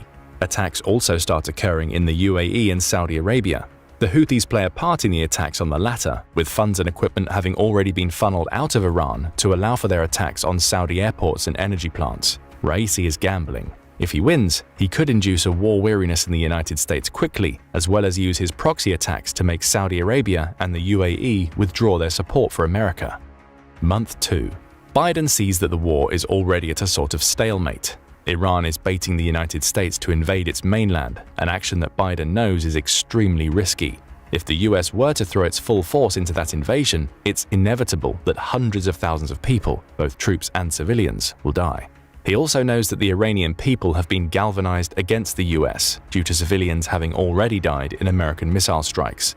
Even if the US takes Iran, absorbing all of the bloodshed that would involve, he sees the potential for leaving a power vacuum. Insurgent groups would splinter off and continue fighting in the country, resulting in America potentially facing a similar situation to what it saw in Afghanistan. But still, the US can't stay in its holding pattern forever. It's holding the Persian Gulf easily and has even taken steps to reopen the Strait of Hormuz to try and keep Beijing happy. Daily missile volleys and airstrikes are being conducted on Iranian targets, slowly whittling away at the strength of Iran's war machine. But Iran won't capitulate unless it faces the full power of an American invasion. And while the US holds the Persian Gulf, Iran's proxies are conducting terror attacks throughout Europe and Africa. If the situation isn't resolved soon, the US may have a global conflict on its hands, with other nations looking to it to help them fight against Iran-backed insurgents on their territory, spreading the country's resources even thinner. Iran is also making America's naval and air assaults costly. The country is more than capable of sinking ships using missiles fired from the mainland, with the US having lost over a dozen since it took control of the Persian Gulf. Biden is left with a choice. Does he listen to the many voices in the United States that are screaming for revenge following the terror attacks that engulfed the nation just 2 months before? If he does, that would mean committing well over 1 million soldiers to a ground invasion, almost 10 times that needed for the war in Iraq, and absorbing massive military costs. And even if the US wins that ground war, it would have to commit even more resources to controlling Iran. Or does he open a channel of communication with Raisi, which is something the US hasn't really had for years given its lack of physical embassy inside Iran, to negotiate the end of the war? That could result in his own people seeing him as weak, even given the attacks he's already launched on Iran, but it could also save the lives of hundreds of thousands of people. Month 3. Biden chooses the middle ground. America begins funneling troops into Iran via the southwest, with air support provided by its fighters and helicopters, enabling landings even amidst Iran's anti-air and anti-ship defenses. But at the same time, he opens communication with Raisi. He calls Raisi's bluff. Biden tells Raisi as much during their conversations, pointing out that the ground war will be more costly to Iran than the US. He lays everything out. Yes, the United States will lose troops and equipment in the fighting, but Iran will lose more. Slowly but surely, the United States will whittle away at Iran, taking cities and working its way to Tehran, where it will ultimately depose Raisi. Is that what he wants? Raisi had hoped for a conversation, but he believed it would be a one or the other situation. Even as he speaks with Biden, American troops are fighting their way further inland. His only option now, both to preserve Iran and maintain his leadership, is to compromise. He argues for the United States to re-enter the Iran nuclear deal, something that 72% of Americans supported before his country's attacks. He also tells Biden that he should cease America's support for Israel, leaving the country to fend for itself against Iran's proxies. Biden is prepared to do the former, but won't do the latter. Israel has long been an ally of the United States, but he can encourage Israel to come to the table and potentially negotiate a ceasefire of its own. He also tells Raisi that his proxies need to stop attacking commercial vessels in the Red Sea and that the Strait of Hormuz needs to be reopened for business. He also seeks promises. If Israel is to come to the negotiating table, Iran needs to approach the discussions without threats of fighting. Plus, American troops need to be guaranteed safe passage back out of Iran. Just one attack will be enough of a spark to reignite the conflict. Diplomacy has to win the day. Raisi contemplates his options and ultimately accepts Biden's proposal. The conflict isn't over, as relations with Iran are still in the balance. But Biden is at least able to start withdrawing American troops from Iran and has avoided getting the country sucked back into a Middle Eastern crisis that it's already too war-weary to control. Still, this is just one of the many ways that a war between the United States and Iran could go. And frankly, this may be the most optimistic of the scenarios available, especially when compared to the violence and bloodshed that would erupt from a full ground invasion. But what do you think? How would the war play out differently if the US committed to a ground-based assault? Could America take Iran and keep control of it? Or would a country that's been described as a fortress draw out the conflict until the United States withdrew? In April 1988, an intense 24-hour battle unfolded in the Persian Gulf, marking the end of one era of naval warfare and the dawn of another. This was Operation Praying Mantis, where the US Navy clashed with the Iranian Navy in the largest surface battle since World War II. What sparked this conflict, and how did the US Navy achieve such a decisive victory?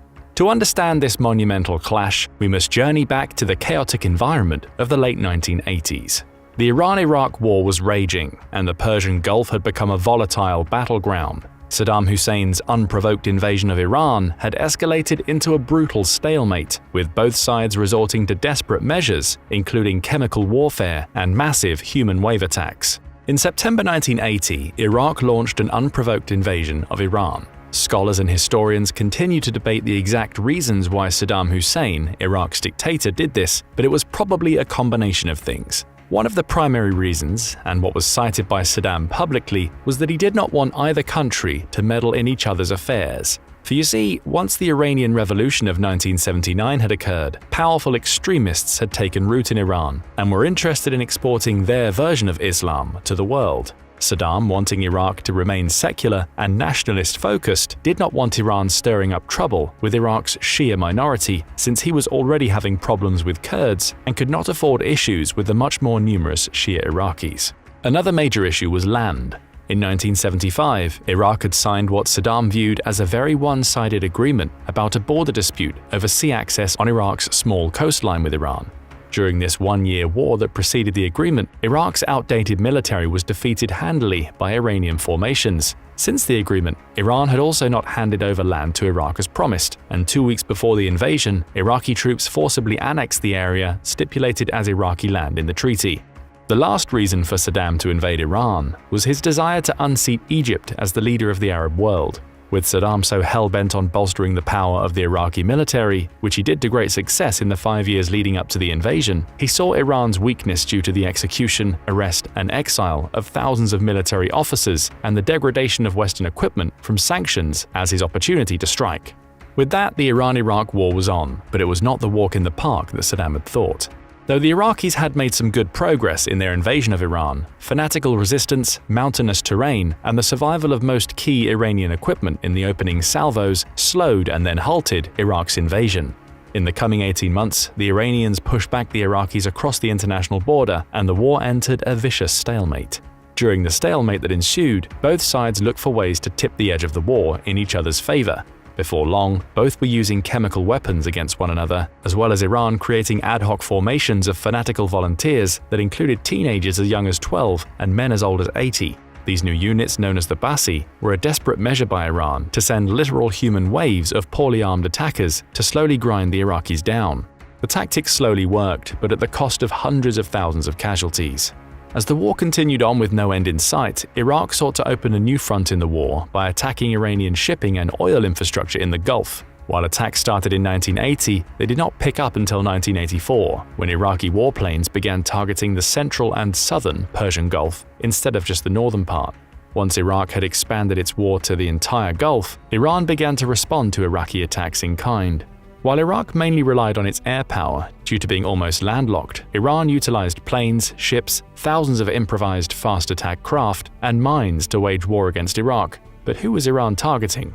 Due to Iraq being almost landlocked, it relied heavily on oil pipelines throughout Kuwait, Turkey, and Saudi Arabia to carry its oil and then embark on tankers which could then take the oil to market.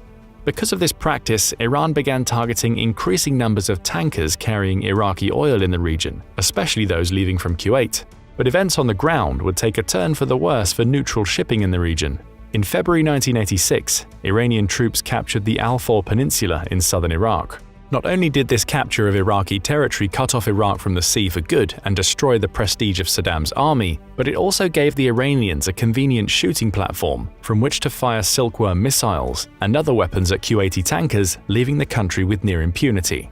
Due to the uptick of attacks, Kuwait turned to the international community for help, but who did they ask?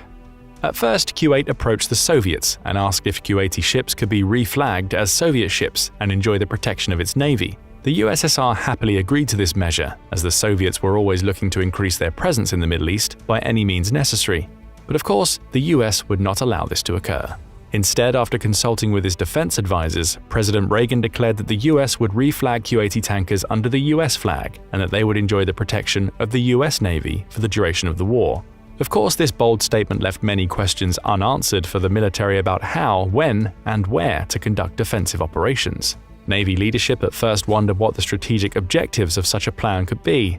The president's administration answered this question publicly, that any time a Kuwaiti vessel transited the Persian Gulf from one end to another without incident was the definition of mission success. However, how US Navy vessels would protect themselves and now US-flagged vessels was still open to interpretation and would only have those questions answered during what became known as Operation Earnest Will. Operation Earnest Will began in July 1987, but the operation began in earnest on May 17, 1987. That night, the guided missile frigate USS Stark was conducting a routine patrol in the Persian Gulf. During this time, Operation Earnest Will had just been officially announced as going into effect in July.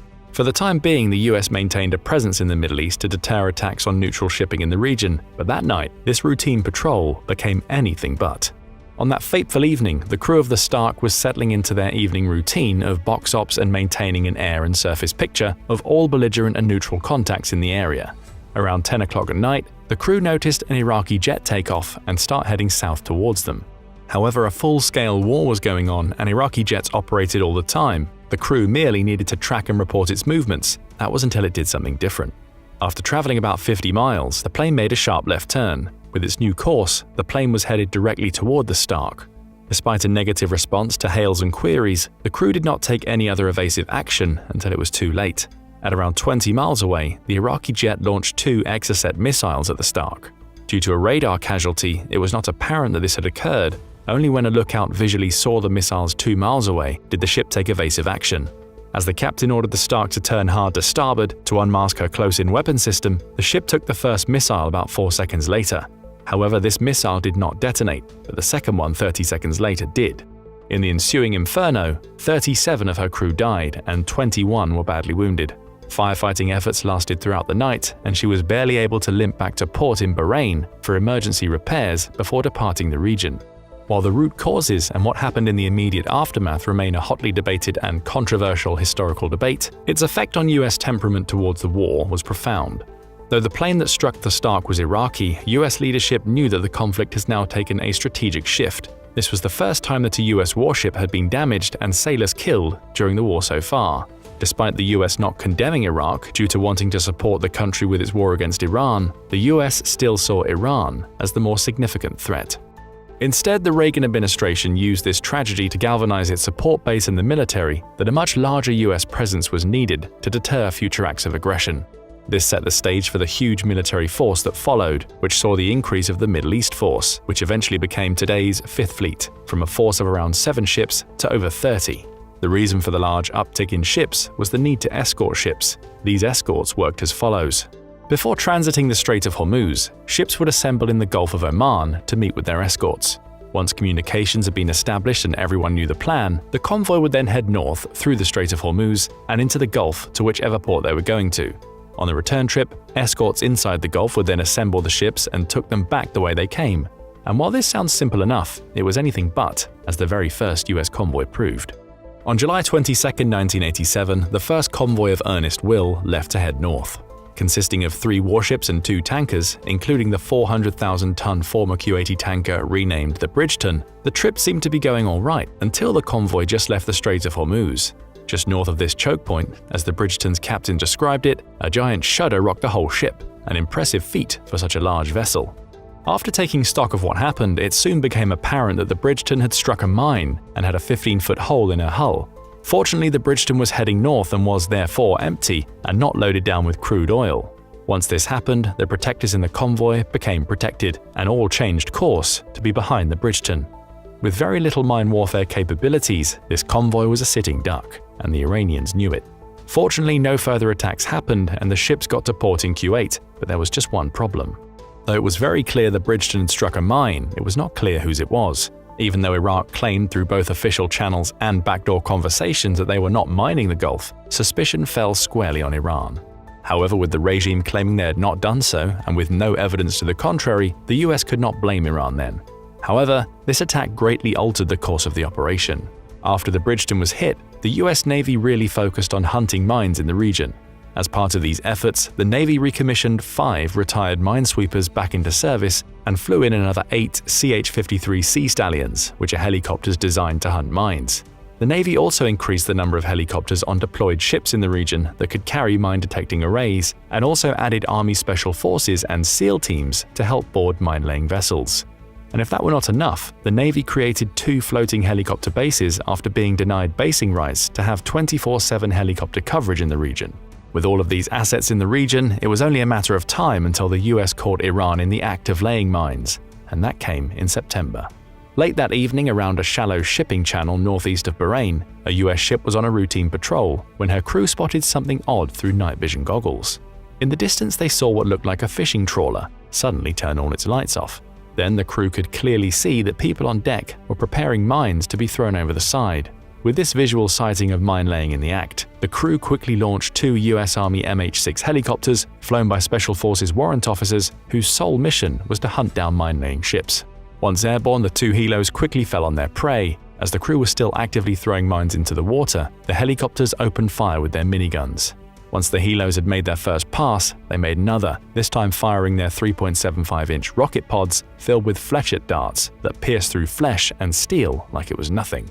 As the helicopters made their second pass, the crew on board the ship could clearly see the other crew jumping into the water to save their lives.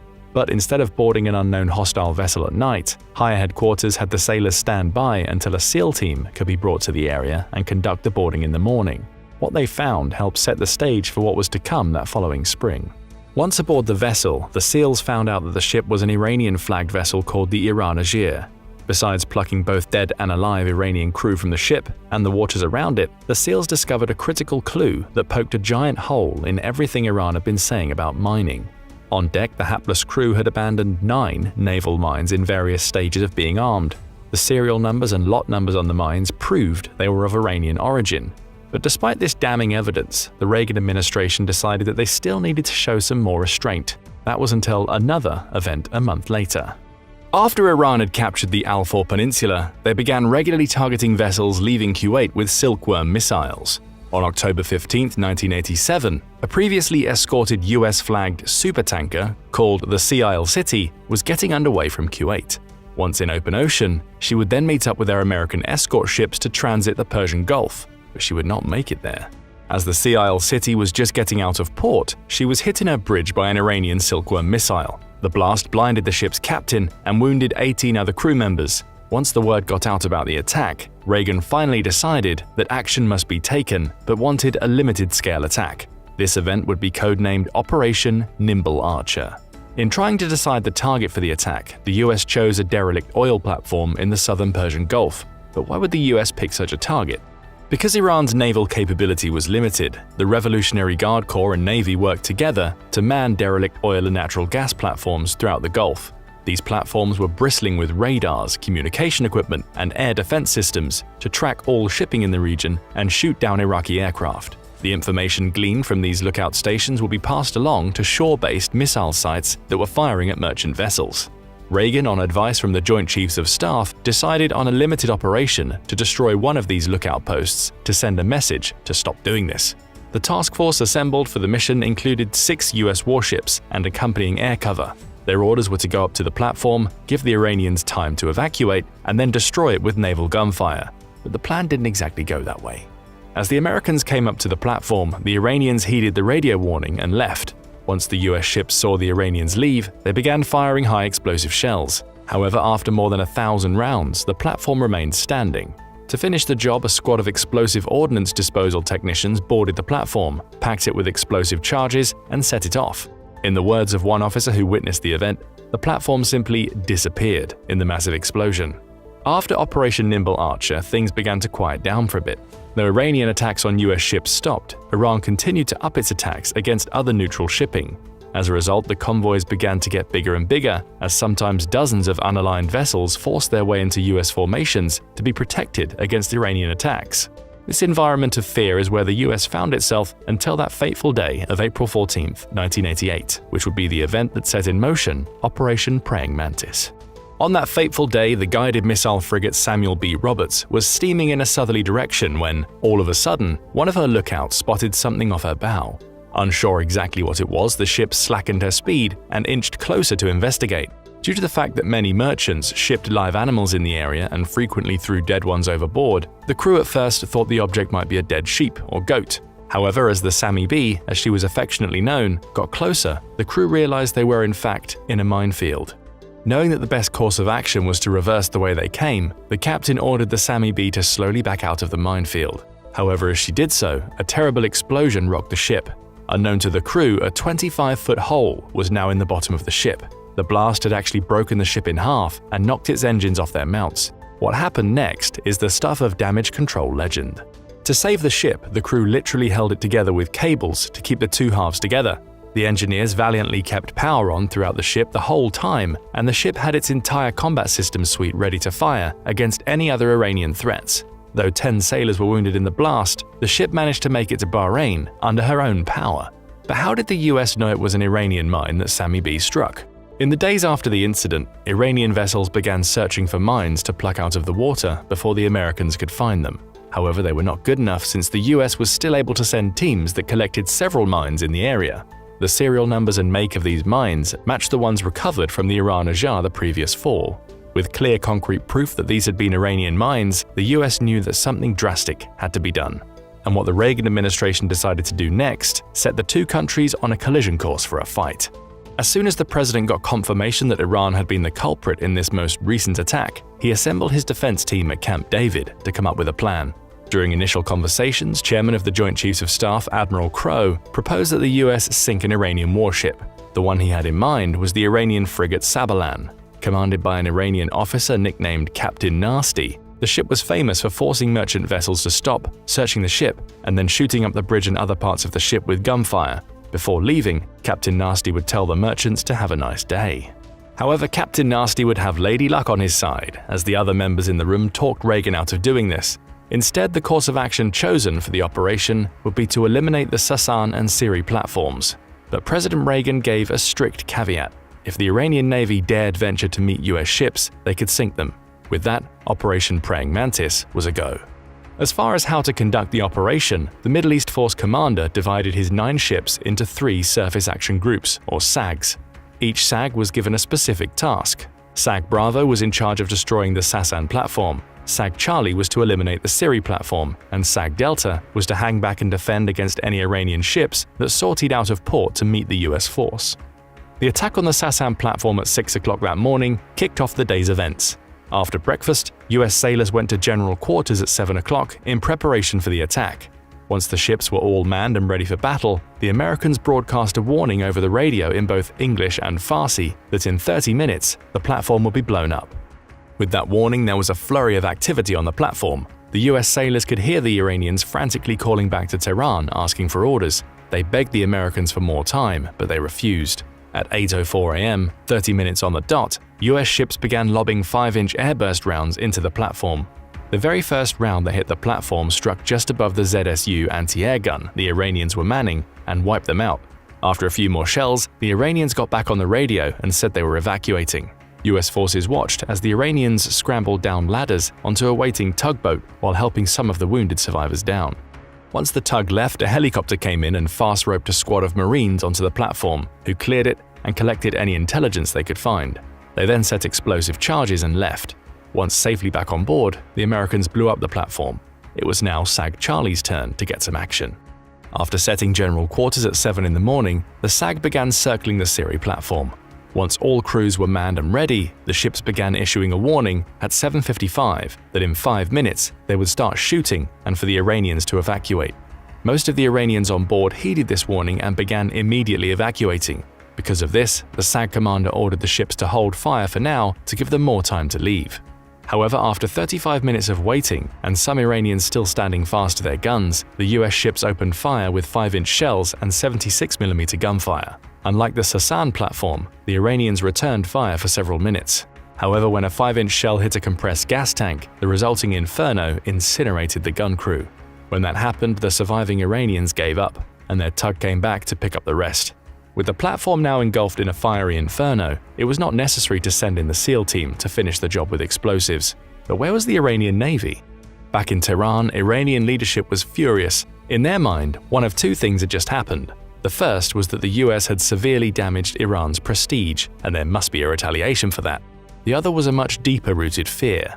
By happenstance, on the exact same day as Operation Praying Mantis, the Iraqi army launched a major offensive to recapture the Al-Faw Peninsula.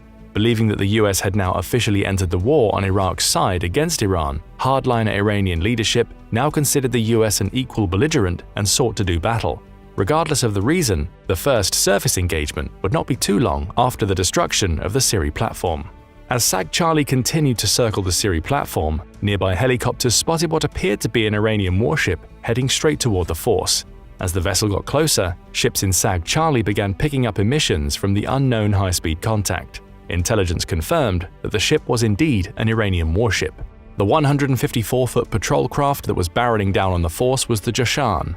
Though much smaller than the other US warships present, the Jashan packed a serious punch. Armed with a 76mm gun, the same as the American frigates, along with a 40mm gun and crew-served weapons, the ship was bristling with firepower, but that was not the only thing she carried. On her stern, the Jashan had several American Harpoon missiles. These anti-ship missiles could deal a ton of damage and were the main battery on board. As the Jashan continued to barrel towards the USS Wainwright, the lead ship in the SAG, the Americans began calling out warning after warning for Jashan to stop what she was doing, change course, and stay away from the group. The crew of the Jashan were unfazed by all these warnings. Finally, as she was almost over the top of the Wainwright, the US force gave one last warning, ordering them to abandon the ship as the US would fire on them. But Jashan got in the first shot. As soon as the warning went out, the Jashan fired a Harpoon missile straight at the Wainwright. Her crew took immediate evasive action by coming about and launching chaff. These are superheated chunks of metal aimed to attract the missile seeker, and it worked, just barely. As the missile from Jashan flew towards the Wainwright, the bridge team could feel the heat of its propellant as it soared overhead, missing the Wainwright by mere feet and splashing harmlessly 75 yards away. At this moment, the Wainwright and a sister ship, the Simpson, fired an SM-1 in surface mode toward the Jashan. The first missile obliterated Jashan's superstructure, while the other hit her amidships. In total, the SAG fired 4 standard missiles into her, and all 4 were hits. As the Jashan was ablaze from stem to stern, the Middle East Force Admiral contacted the Pentagon to inform them of what had happened. Admiral Crowe ordered the US force to close with the Jashan and sink her. As the force closed in, a helicopter above helped adjust the ship's fire due to the intense amount of smoke. The helo told the group to cease fire after the first initial salvo of 5-inch rounds that hit the Jashan. When questioned, the pilots confirmed that the Jashan had slipped beneath the waves, with all that was left of her burning oil slicks and dead Iranian sailors. Once the Jashan had sunk, the sailors of SAG Charlie began wondering if they would then pick up the survivors. Ultimately, the commander decided not to, figuring that if they approached the site, the Iranians would claim that the Americans had machine-gunned the survivors. They would still claim this later, but due to the time it took to make this decision, several Iranian F-4 Phantoms began approaching fast. The US force warned the approaching Iranian aircraft to remain clear, however they did not listen and kept coming towards them.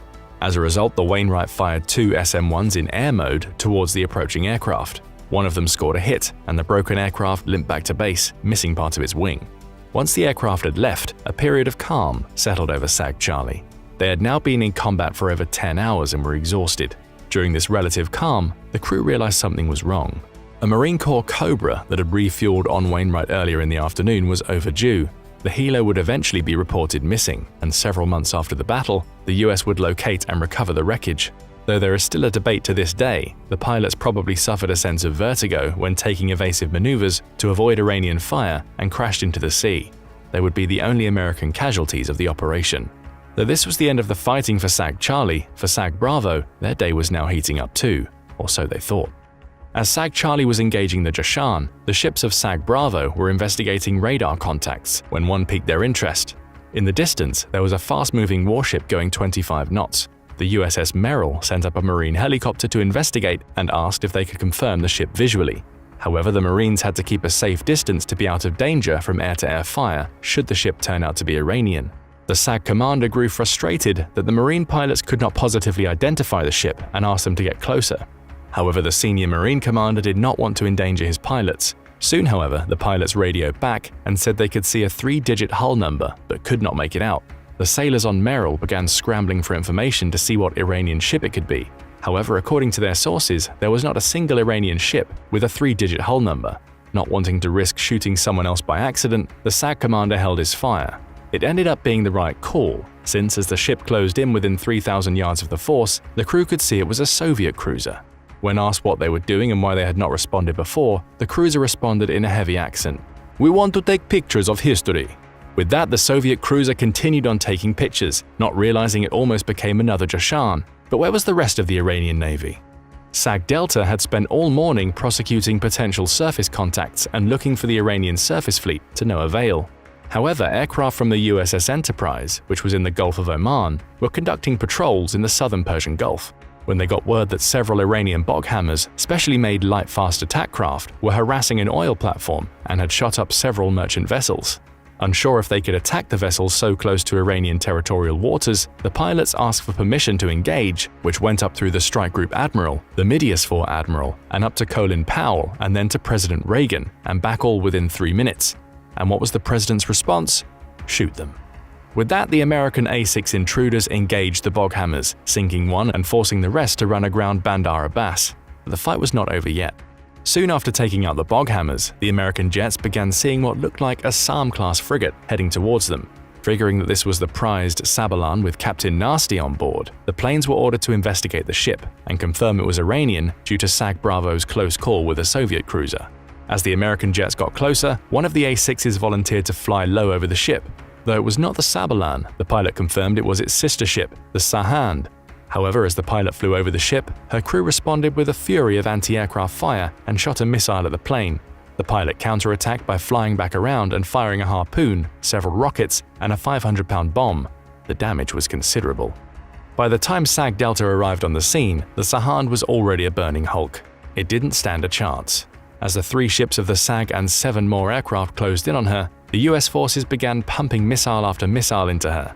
In total, the Sahand took 12 direct missile hits and sunk within a matter of minutes. But where was the Sabalan? Unknown to the Americans, the captain of the Sabalan put her to sea to try and fight the US upon hearing of the loss of their sister ship. Getting underway from Bandar Abbas, it was not long before those same fighter jets that had helped sink the Sahand found the Sabalan lurking near the Strait of Hormuz. As the A-6 piloted by Lieutenant Commander James Engler flew in close to visually identify the ship, the crew of Sabalan sent up a wall of anti-aircraft fire. Now for sure that this was the Sabalan, Lieutenant Commander Engler expertly flew his aircraft over top of the ship and dropped a single 500-pound bomb down on one of her stacks. This stack led directly to one of the main engine rooms, and the resulting explosion was catastrophic. Witnesses reported that the entire hull of the Sabalan bulged outward and then back in. The ship's stern was underwater, and fires raged everywhere because of this single, decisive strike. With the Sabalan now a sitting duck, the rest of SAG Delta was en route to finish her off. But that would not be the case. Sensing that all proportionality had now gone out the window, Admiral Crowe consulted with his fellow chiefs of staff and recommended to President Reagan that US forces not sink the Sabalan, which might continue to escalate the fighting further. Wanting to give Iran a way out of this, President Reagan ordered all surface and air units to cease fire and give Iran some breathing space. For Iran's part, they readily took the opportunity to save the Sabalan, which was taken under tow and eventually returned to service. With this order, Operation Praying Mantis was now officially over. Though the Gulf remained incredibly tense for the next few days, there was no further fighting. Despite not stopping Iranian attacks on neutral shipping, the US taught Iran a very valuable lesson that day. If the US decided to, they could annihilate Iranian conventional forces in short order. What do you think about the tactics used in Operation Praying Mantis? Do you believe the US Navy's actions were justified in response to the Iranian threats? How do you think modern naval warfare strategies have evolved since then? The F-35 Lightning II may have had a troubled developmental phase, but since finally coming online in 2015 for the United States Marine Corps, 2016 for the Air Force, and 2019 for the Navy, the fighter has evolved into a fine platform that has lived up to its hype. This fifth-generation aircraft boasts stealth, maneuverability, and nearly unparalleled situational awareness through sensor fusion and its advanced avionics. The plane is also far more economical to operate than its fifth-generation counterpart, the F-22 Raptor, which means it can be fielded in large numbers. Over 975 F-35 Lightning IIs have been delivered as of October 2023, and the Pentagon plans to have over 2,400 of them in service by 2044. Now, the F-35 is getting another upgrade, called the Block 4. What is this upgrade and how will it make the Lightning II an even more capable aircraft? Many of the details are naturally classified, but let's take a dive into the murky deeps of the Pentagon's secret programs and see what we can find out. What we do know is that Defense Department officials plan for the Block 4 upgrade to retrofit to all variants of the F-35, which have been delivered since 2017. F-35s delivered in 2016 or earlier will be incompatible, but since the vast majority of the planes have come after that date, almost the entirety of the fleet will be able to benefit from Block 4. Meanwhile, the F-35 aircraft yet to come off the assembly line will all come with Block 4 updates installed in the manufacturing process. $16.5 billion is being spent on Block 4, making it a high-priority item for the Pentagon. The Block 4 package includes over 75 hardware and software upgrades to the F-35. The Block 4 upgrades must be handled delicately, especially in the hardware department. Stealth aircraft like the F-35 are the product of careful design down to the minutest detail. Any disruption to this design, no matter how small, could result in the aircraft losing its stealth attributes. While the F-35 was a platform designed to be adaptable, far more so than its predecessor the F-22, its first prototype rolled out in 2006. Many changes in technology and American military doctrine have taken place since that year. To put the question of adaptability into perspective, the sixth-generation plane the Air Force has in development, the Next-Generation Air Dominance Fighter, NGAD, is being designed from the start with the idea of open architecture in mind, where new technologies and features can be easily attached to the airframe. The F-35, while adaptable, is not that adaptable, so the Air Force, Navy, and Marine Corps will need to be careful with how they install the new upgrades onto their fifth-generation fighter. One of the most important parts of the Block 4 upgrades is the computing change called Technology Refresh 3, TR3. The TR3 suite includes modernization to the F-35's core processor, memory unit, panoramic cockpit display system, and avionics. The brass expects TR3 to have at least 25 times more computing power than the previous TR2 system. Crucially, TR3 also shifts the F-35's computing system to an open architecture design, which will make future updates easier to install. The better computer architecture will make the system more resilient in the face of stress and more capable of self-diagnosing problems to better ensure aircraft maintenance. It helps to know exactly what is wrong with the plane, since it saves time and money on repairs. The TR3 will be capable of relaying that information. TR3 is the backbone of the Block 4 F-35, designed to support the other upgrades. One of them is a new Active Electronically Scanned Array (AESA) radar, the AN/APG-85 designed by Northrop Grumman. The new radar will replace the current AN/APG-81 designed by the same company.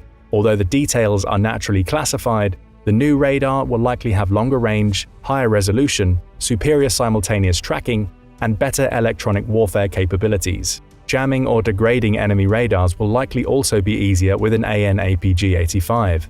These features are all thanks to the new radar being based on a gallium nitride GaN semiconductor system. These semiconductors make for longer range detection while staying at the same size and weight as older hardware. The F-35 will also become more sensitive, thanks to Block 4's improved Distributed Aperture System (DAS) and Electro-Optical Targeting System (EOTS). In 2018, Lockheed Martin, the F-35's primary contractor, hired Raytheon to build better cameras to create a superior DAS. The next version of the Lightning II's DAS would improve the pilot's situational awareness. The DAS consists of cameras positioned around the aircraft to provide a 360-degree field of view. This information then comes through to the display in the pilot's helmet. The pilot can therefore see what's happening behind the aircraft and to its sides all simultaneously. The new DAS has 5 times the reliability and twice the performance of the older one. The F-35's EOTS, meanwhile, is integrated into the plane's fuselage and protected by a durable sapphire window. From there, fiber optics link it with the aircraft's central computer. The Block 4 EOTS will incorporate upgrades that include improved image detector resolution, shortwave infrared, an infrared marker, and even high-definition television. The end result is that the Block 4 F-35 will increase the pilot's recognition and provide longer-range target detection. Lockheed Martin estimates that the new and improved EOTS system alone will save more than $1 billion in the F-35's life cycle. And thanks to TR-3, the F-35 will be able to handle the amount of data that these new DAS and EOS systems will feed to the aircraft and pilot. Meanwhile, the new radar system and sensor suite not only further improves the pilot's situational awareness, but the plane's survivability. Through frequency hopping and waveform modulation, among other features, the F-35 can use its radar in certain settings without necessarily giving away its location to enemy radar systems. The better chances of survival and improved sensors give pilots more options when deciding how to handle enemy air defense systems. For example, the radar might reveal an enemy air defense system nearby without giving the F-35's position away. The pilot can then decide whether to attack it, abort the mission, or bypass the system if the aircraft's stealth seems to be holding. The F-35's cockpit display is also getting an upgrade with Block 4. The new system will be designed to be adaptable to the heavy amount of information the improved computer and sensors will bring to the pilot's attention. The upgraded display should have 5 times better performance than the old one, and to increase resilience, there will be independent processors for the left and right cockpit displays. This means that if one fails, the other will still be available. Improving the F-35's electronic warfare capability is a major objective for Block 4. We've mentioned this objective with the improved AESA radar system and other sensors, but the upgrades go far beyond that. 20 electronic warfare receivers will be on the new F-35, 15 more than on the initial planes. The features will include new software and waveforms that would jam or confuse enemy electronic systems. The Block 4 features also build on the F-35's current ability to deploy ALE-55 towed decoys. These decoys are traditionally defensive in nature, as they can distract enemy missiles targeting the aircraft. However, the new versions of these towed decoys have an offensive nature as well. When deployed, the F-35's decoys can strike back electronically at the enemy's radars and electronic warfare assets locked onto the main airframe. The F-35 carries several of these decoys in carefully concealed panels so as not to disrupt the plane's stealth profile. The Block 4 upgrades also go well beyond electronic warfare, situational awareness, and sensor fusion in the skies. The improvements intend to make the F-35 something akin to a flying and combat-capable command and control center. The new electronic features will make working with other systems easier for the F-35 pilots, enabling what the brass calls long-range kill webs. This will mean an all-domain and all-asset integration to improve combined arms approaches to warfare. For example, in the current setup, one F-35 can spot a target and another F-35, perhaps one in a better position, can attack it without having to spot the target on its own. This capability will expand with the Block 4 updates. In the future, an F-35 might be able to spot a target and seamlessly send the information to a HIMARS system on the ground, which would then open fire on it. Perhaps the new and improved F-35 would be able to control the HIMARS system itself in the process. In addition to expanding the information available for both air and ground assets to act on, the kill web would help to maintain the F-35's stealth profile, since it would not necessarily need to open its weapons bays to send a missile downrange. An MLRS rocket, ATACMS missile, or the coming replacement for the ATACMS, the 500-kilometer precision strike missile, would do the job just as well, or maybe better, depending on the target. The new kill web capability would therefore present the possibility for simultaneous attacks from land, sea, air, space, and cyberspace, overwhelming enemy defenses and decision-making. In such a confused state, the enemy would invite the possibility of even more attacks, as F-35 pilots use their unparalleled access to information to seek out more targets of opportunity. But in case you thought that the upgrades were limited to electronic features only, don't. Block 4 will also make the F-35 capable of carrying 17 new weapons, most of them being new kinds of missiles, presumably with longer range than the plane's weapons currently has. This is an important upgrade, as China currently has access to longer-range air-to-air missiles, such as the PL-15, than the United States does. Presumably, one of the new missiles for the Block 4 F-35 will be the hypersonic AIM-260 JAT-M, which will have a range of at least 200 kilometers and is being designed to counter the PL-15.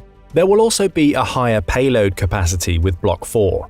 An entirely new weapons bay is included in the upgrade. This weapons bay will increase the F-35's load from 4 to 6 missiles. This is an important modification, since many critics suggested that the F-35 would be of limited value with such a low payload capacity. The increase of 2 missiles might not sound like a lot at first, but the numbers add up when a squadron of F-35s operates together.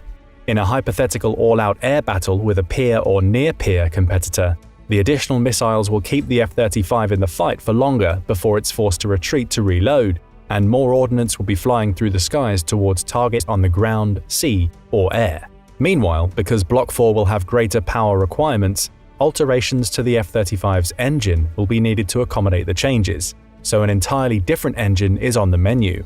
The new engine will need to both generate more power and better manage the heat that would come with this additional power demand. The F-35's current means of power and propulsion is the 2-ton Pratt & Whitney F135 turbofan engine, which generates 28,000 pounds of thrust. The thrust can increase to 43,000 pounds when the aircraft uses its afterburners. The F135 can withstand temperatures up to 3,600 degrees Fahrenheit. However, incidents during the plane's development have suggested that the F-35 in its current form cannot handle heat as well as it should. For example, there is documentation that the sustained use of afterburners damages the plane's tail. The incidents in question occurred in 2011, and although they have reportedly not been replicated since, the Marine Corps and Navy have since quietly imposed a time limit on afterburner use to between 40 and 80 seconds. If not fixed, this lack of tolerance for heat will be a problem for the Block 4 version of the F-35, which will have even greater power requirements and generate even more heat than the current plane does. Pratt & Whitney is competing with General Electric to build the Block 4 F-35 engine, but it's still not known whether it will wind up being an evolutionary improvement over the current engine or a revolutionary replacement, an adaptive cycle engine. Adaptive cycle engines are smart engines. They adjust in flight for greater thrust or greater fuel efficiency, depending on the situation. Interestingly, aviation experts consider adaptive cycle engines as one of the features which will distinguish the coming 6th generation of jet fighters from their predecessors. For example, the Air Force's NGAD program, which saw its first flight test in 2020, boasts these engines as part of its inherent design. Now the Pentagon is exploring such an engine as a possible F-35 upgrade. It's arguable that the integration of an adaptive engine would make the Block 4 F-35 something like a 5th generation plus aircraft, a plane that is above 5th generation, but still not quite yet 6th generation. Pratt & Whitney says this change is unnecessary for the F-35, and that it makes more sense to take an evolutionary approach for Block 4, one which would improve the Lightning II's thrust by 10%, range by 7%, and fuel efficiency by 5%. The company also claims that maintenance costs would go down by 36% once its new engine is installed, and the life cycle costs would be $40 billion less than if the Pentagon adopts the adaptive engine idea. Additionally, the evolutionary approach would save time in rolling Block 4 out. In a report for the competition over the Lightning II's new engine, Popular Mechanics quoted one defense official as saying, "I'm not read in to all of Block 4.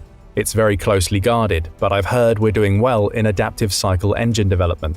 My concern for the XA100 is the same as it is for so many other upgrades to the F-35: integration. Personally, I would just upgrade the F-135s if it saves us years of development and integration, and if it does, I think that's the way the Department of Defense will go, especially since General Charles Brown, General David Berger, and Admiral Mike Gilday, chiefs of the Air Force, Marine Corps, and Navy respectively, aren't particularly wed to the F-35 like some of their predecessors have been. There are other ways we can compensate for the range efficiency we need that an adaptive cycle engine can give us. Pratt & Whitney's competitor, General Electric, is opting for the revolutionary approach. GE is the contractor building the engine for NGAD and has already completed testing of its adaptive engine prototype, the XA100. Supposedly, an engine like this would increase the Lightning II's fuel efficiency by 25%, range by 30 to 35%, and thrust by 10 to 20%. It would also absorb twice as much heat as the F-35's current engine. According to GE, the new engine would be seamlessly integrated into the F-35 by 2028, although some Defense Department officials are more modest and say it would come in 2031 at the earliest. The Pentagon has not yet come to a decision on which of the two engines would be better suited for the F-35, so we'll need to wait and see more of those details in the future.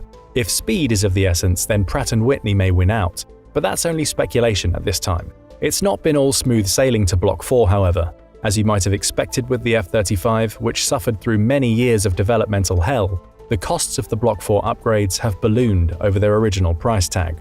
According to the Government Accountability Office, the Block 4 package has grown by 55% over the $10.6 billion projection the Defense Department set in 2018, to a new total of $16.5 billion. Allegedly, this increase comes partly because the TR-3 software suite has grown more capable, with 80 new capabilities compared to the originally planned 66. The source of this claim is the F-35 program's officials, but the GAO couldn't independently verify it because the details are classified. The first flight test of an F-35 with TR-3 installed came in January 2023. This was a year behind schedule because of earlier software instability. The GAO found that the test was not wholly satisfactory, as it uncovered new issues in the software. Nevertheless, the Air Force deemed the prototype successful enough to begin production in February. The first F-35 with the TR-3 software was scheduled for delivery in July. Given the F-35's long history of stunted development and the more recent and even bigger disaster of the Littoral Combat Ship program, it's understandable that the GAO and other watchdogs would worry about price and whether the aircraft is truly mission-ready. Thankfully, there have been no reports of technical difficulty with TR-3 so far. And for those worried about the costs, there is a silver lining. The shift to open architecture that comes with Block 4 will make it easier for new companies to design hardware and software upgrades to the F-35, ending the Air Force's current dependence on a few specific contractors. The increased competition should decrease the F-35's unit cost, so if Block 4 is expensive now, it might be better viewed as an investment that will make money back for the Air Force in the longer run. Although to be fair, we've heard that sort of thing before with less than stellar results. Time will tell. Specifically, we'll probably know in 12 years, since that's when the Pentagon expects the Block 4 upgrades to fully mature. By that time, the F-35 will likely be flying with the NGAD and the Navy's 6th-generation fighter, the F/A-XX. Whether the Block 4 F-35 will be able to link up with these two new fighters and their associated drones remains unknown. But since drone swarm integration has been planned for the Lightning II since at least 2016, don't be surprised if it can. It would be more surprising if it couldn't. The brass believes that the upgrades for the F-35s are necessary regardless of the cost. The same Defense Department official who commented on the F-35's new engines in the Popular Mechanics article has this to add about the necessity of getting Block 4 online quickly. Right now, there's a growing sense of urgency in the USAF to get the ball rolling on F-35 Block 4 upgrades. If we were to go to war right now, I think a matchup between current F-35s and J-20s, China's current operational stealth fighter, would be uncomfortably close. I think we'll see some Block 4 upgrades be dropped or come out staggered and be integrated into earlier lots before the first all Block 4 production models come out in the latter part of this decade, hopefully. The F-35 is expected to remain operational until 2070, and the Block 4 upgrade is a key part of this mission for longevity. With the stakes in the race for air dominance getting higher, with China possibly fielding a fleet of 1,000 J-20s by 2030, Block 4 is a welcome addition to America's air capabilities at a time when there is a much greater demand for them. It's little wonder why it has become such a high-priority program for the Pentagon. But what do you think about the F-35's Block 4 program? How will it change the aircraft, and what do you expect to come from these upgrades? There has yet to be an aerial confrontation between two 5th-generation fighter jets, but tensions in Eastern Europe have now put them in the same arena, if not the same ring. Fighting out of NATO's corner is the F-35 Lightning II. Fighting out of Russia is the Su-57 Felon. If this fight became a reality, which one of these planes would win? First, let's take a look at the tail of the tape. The F-35 saw its genesis in the year 2001, when it was announced as the winner of the Joint Strike Fighter program, which began in the 1980s. The Lightning II is a multi-role fighter with several variants: the F-35A conventional takeoff and landing plane, the F-35B short takeoff and vertical landing plane, and the F-35C carrier-based plane.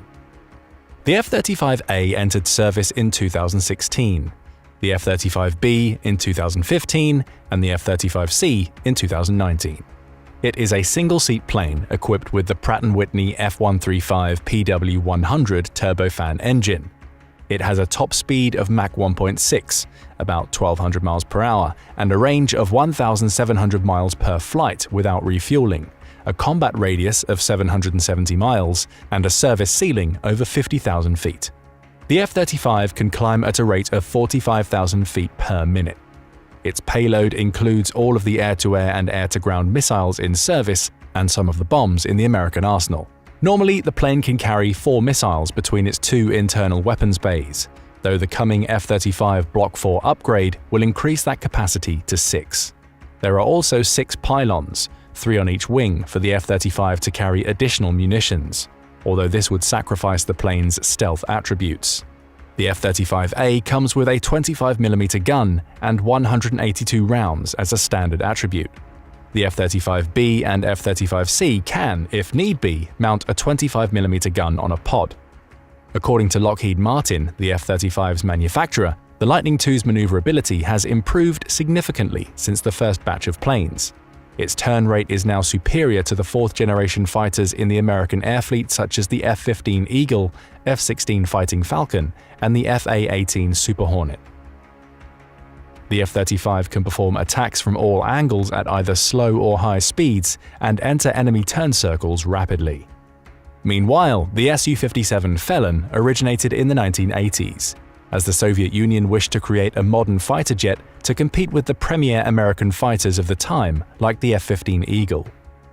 The Soviet Union's collapse in 1991 disrupted the project, but did not put a halt to it. The current plane began as the PAK-FA, Future Frontline Aircraft System. The Kremlin planned for it to replace the MiG-29 and Su-27 while competing with the F-22 Raptor. The program began in 2001, with a prototype plane having its maiden flight in 2010. The first pre-production plane was delivered to the Russian Aerospace Forces in 2014. The Russians intended for the new aircraft to enter service in 2017 and reach full operational capacity in 2020. But it was not ready, despite the Russian brass ordering 76 of them in 2019. There are 22 of these planes in service as of December 2023. The Felon is a single-seat plane. It comes with twin Saturn AL-41F1 turbofan engines capable of delivering 35,000 pounds of thrust individually, or about 64,000 pounds together. A twin-seat version of the aircraft may be on the way. The Su-57 has a purported top speed of Mach 2, or about 1,530 miles per hour. It has a service ceiling of 66,000 feet, a climb rate of 64,000 feet per minute, and a range of 2,186 miles without refueling. The Kremlin has not revealed any details about the plane's combat radius, although some aviation experts believe it's about 750 miles. The Felon can supposedly carry a higher payload than the F-35, with up to 7,500 kilograms, with 10 internal and 6 external holders for missiles and bombs. There is also a 30mm gun for dogfighting. To further assist it in close-quarters combat, the Felon's engines have a 3D thrust vectoring feature.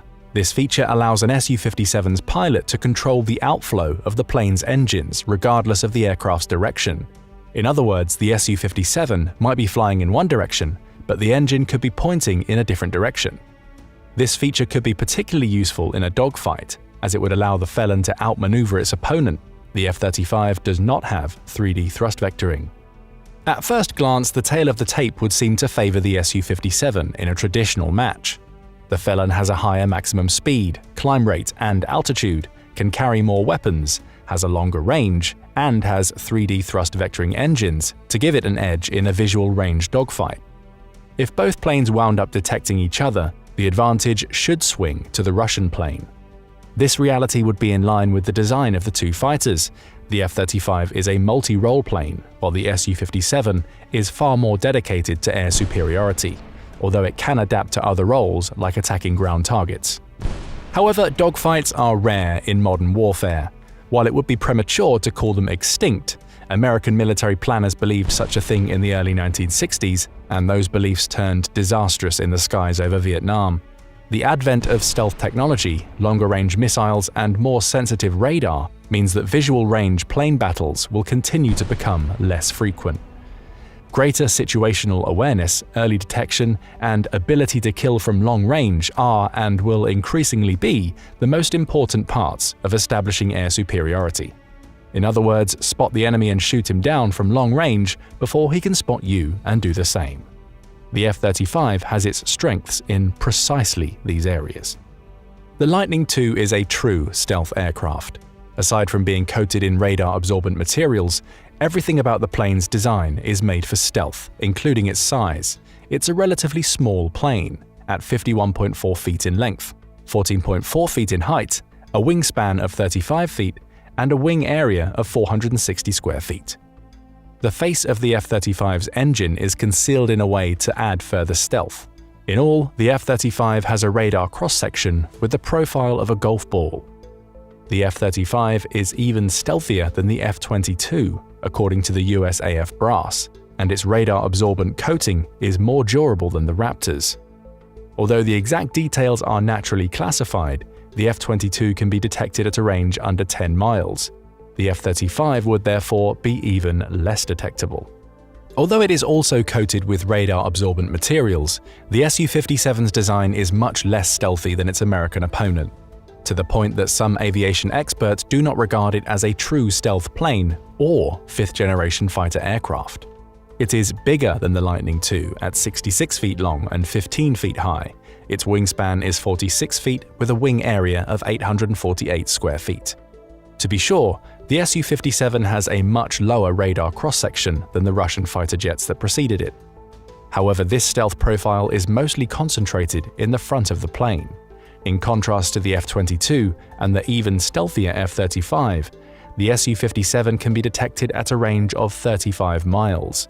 However, the Su-57 might be even less stealthy than this, and we'll discuss those allegations at the end of the video. If the stealth features of the Su-57 are as advertised, the Felon might be able to compete with the Lightning II if the two planes are approaching each other directly.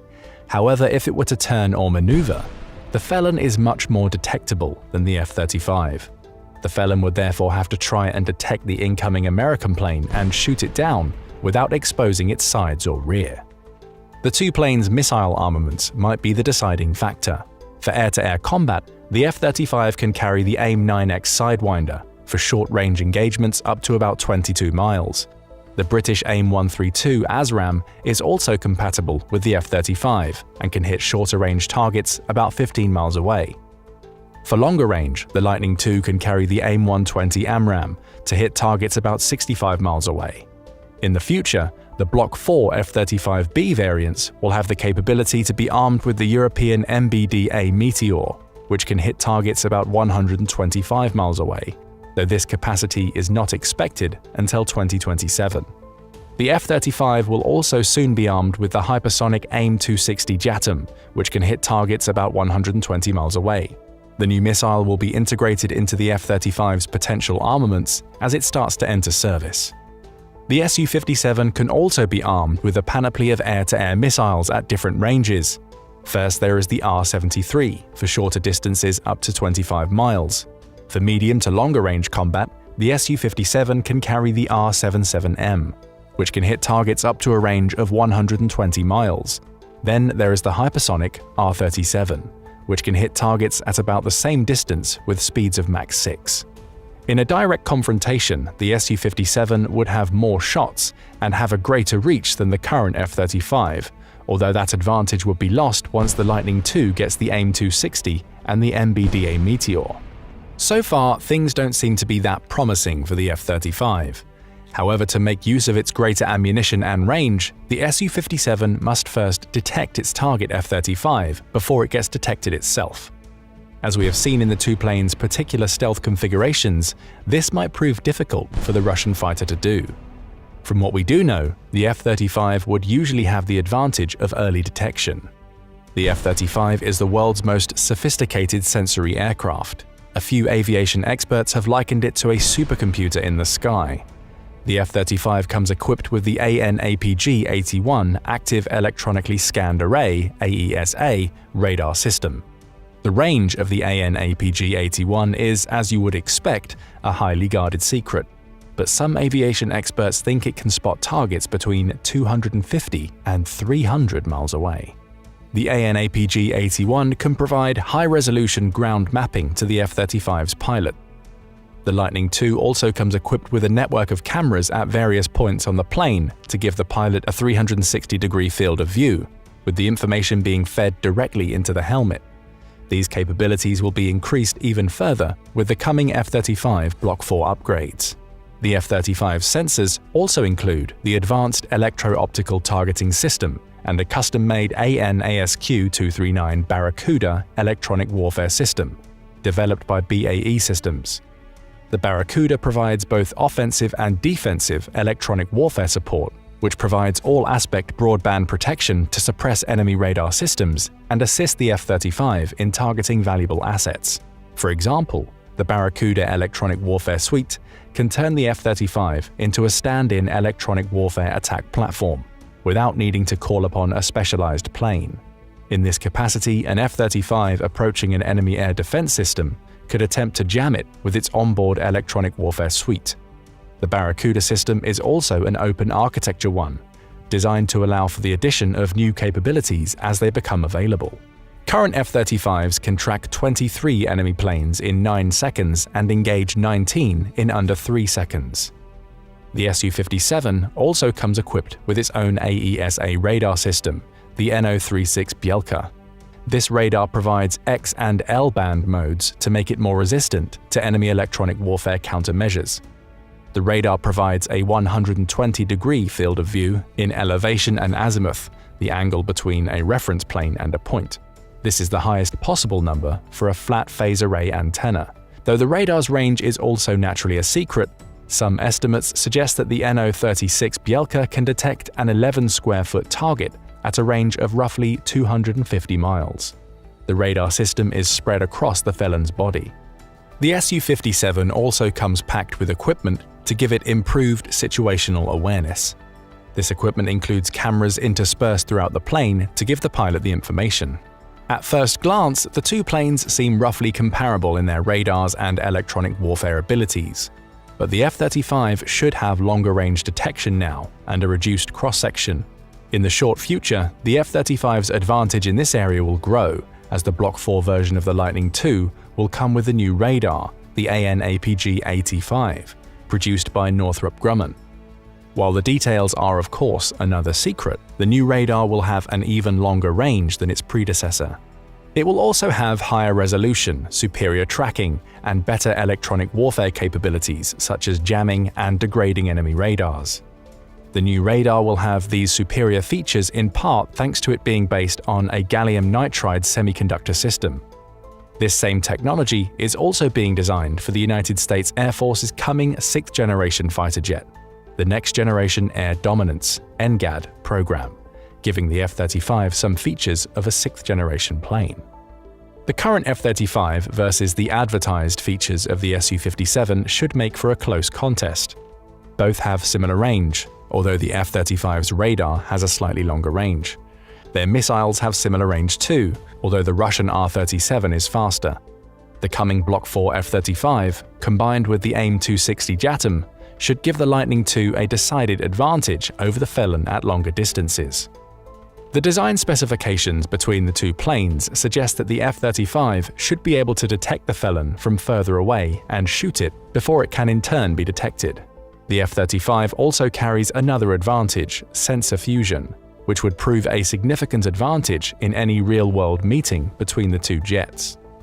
The Su-57 has sensor fusion capabilities of its own. It can link up with Russian assets in the air and on the ground and share its data. However, the F-35's sensor fusion capability is unparalleled. The Lightning II's sensor fusion capabilities can generate real-time pictures of the battlefield and feed it to friendly forces, enabling a combined arms approach to tactical situations through information integration. The Block 4 F-35 will have even greater sensor fusion capabilities. The coming capability will create something that the American military brass calls kill webs, integrating an all-domain approach to target selection and striking. For example, in a scenario involving a meeting between the F-35 and Su-57, the former would be able to more easily relay targeting information to a friendly aircraft or a nearby air defense system that might be in a better position to shoot the incoming Russian plane down. In addition to adding to the F-35's network capabilities, the kill web ability will help the Lightning II to maintain its stealth profile, since it would not need to open its weapons bay to shoot down the incoming Russian aircraft. For a plane that already had a stealth advantage, the kill web would greatly add to its ability to detect and shoot down the Su-57 before it detects the F-35. As we've seen in a direct fight between the two planes, a first look first kill ability for the F-35 is its key to victory. The Lightning II is not a plane that was engineered to take part in close quarters combat like the Su-57. Its purpose is not air superiority, but to be a jack-of-all-trades force multiplier. If the Su-57 can detect its American enemy, it should have the advantage. However, since the Su-57 is more visible to radar than the F-35, in long-range combat scenarios, the Lightning II should be better able to shoot down its Russian rival, particularly once the AIM-260 JATM becomes available in large numbers. That process is expected to begin in 2024 and will be completed by the end of the decade. The advent of kill webs will add to the F-35's advantages at long range. Perhaps that is no longer a one-on-one fight, but in any real wartime scenario, both of these planes will serve as one component in a much bigger framework. A real confrontation between these two fighters would not involve a one-on-one fight, but as part of a network, and this would be where the Su-57 would find itself at its most pronounced disadvantage. The Russian aerospace forces have been hesitant to deploy their newest toy in the skies of Ukraine. For all its capabilities, the Kremlin does not appear to be too confident about the new plane's ability to hide from enemy planes and air defense systems. Most war watchers have observed that the Russian brass is afraid to lose the Su-57 Felon. As we mentioned, only 22 of them are in service as of the end of 2023. Production delays and international sanctions may prevent the Russian military from acquiring the initial batch of 76 that it ordered in 2019. Meanwhile, over 1,000 F-35 Lightning II planes have been built as of January 2024. The United States alone plans to buy a total of 2,457 F-35 aircraft. In any scenario involving hostilities in Eastern Europe, the Su-57 would be significantly outnumbered. The Felon's flaws might go deeper than its production problems. Chris Bolton, an aviation expert, noted on his Twitter feed in June 2022 that the Russian plane has a much larger radar cross-section than commonly reported. According to him, the Su-57 has a radar cross-section similar to the fourth-generation FA-18 Super Hornet, making it 1,000 times less stealthy than the F-35. Experts have commonly mentioned that the Su-57 is by far the least stealthy of the 4 fifth-generation aircraft currently in the world's skies, a roster that also includes the F-22 Raptor and China's Chengdu J-20. Such a lack of stealth profile might explain why the Kremlin has been so hesitant to deploy it over Ukraine's battlefields and has so far only used it in a long-range support role from Russian airspace. If this is true, the Su-57 would be at a much more pronounced disadvantage against the F-35 than commonly believed. And it's for this reason why many aviation experts do not consider the Felon a true fifth-generation fighter, but rather an advanced fourth-generation plane. Despite numerous doubts, the Su-57 boasts some impressive features. In a traditional plane-versus-plane fight at visual range, it would likely beat the F-35. The F-35 would also need to be careful about its shot placement, because in a fight with the Su-57 Felon, it would not be able to carry external weapons and expect to survive, because doing so would give up its stealth advantage. However, the F-35 is far more capable to meet the demands of the modern battlefield, and it will only get more capable over the coming years. It is arguable that the Kremlin built a plane to fight the last war, So although it is a capable aircraft, it might not be capable enough to stand up to its true fifth-generation rivals, like the F-35. The Kremlin has stated that the current Su-57 will not be the final version, with the Russian brass even claiming that upgrades could make the Felon the first sixth-generation fighter flying the world's skies, ahead of even the NGAD. Safe to say, most aviation experts are very skeptical about these claims. In most practical, real-world fights between the two planes, it would likely be smarter to put your money on the F-35 under most conditions. But do you agree?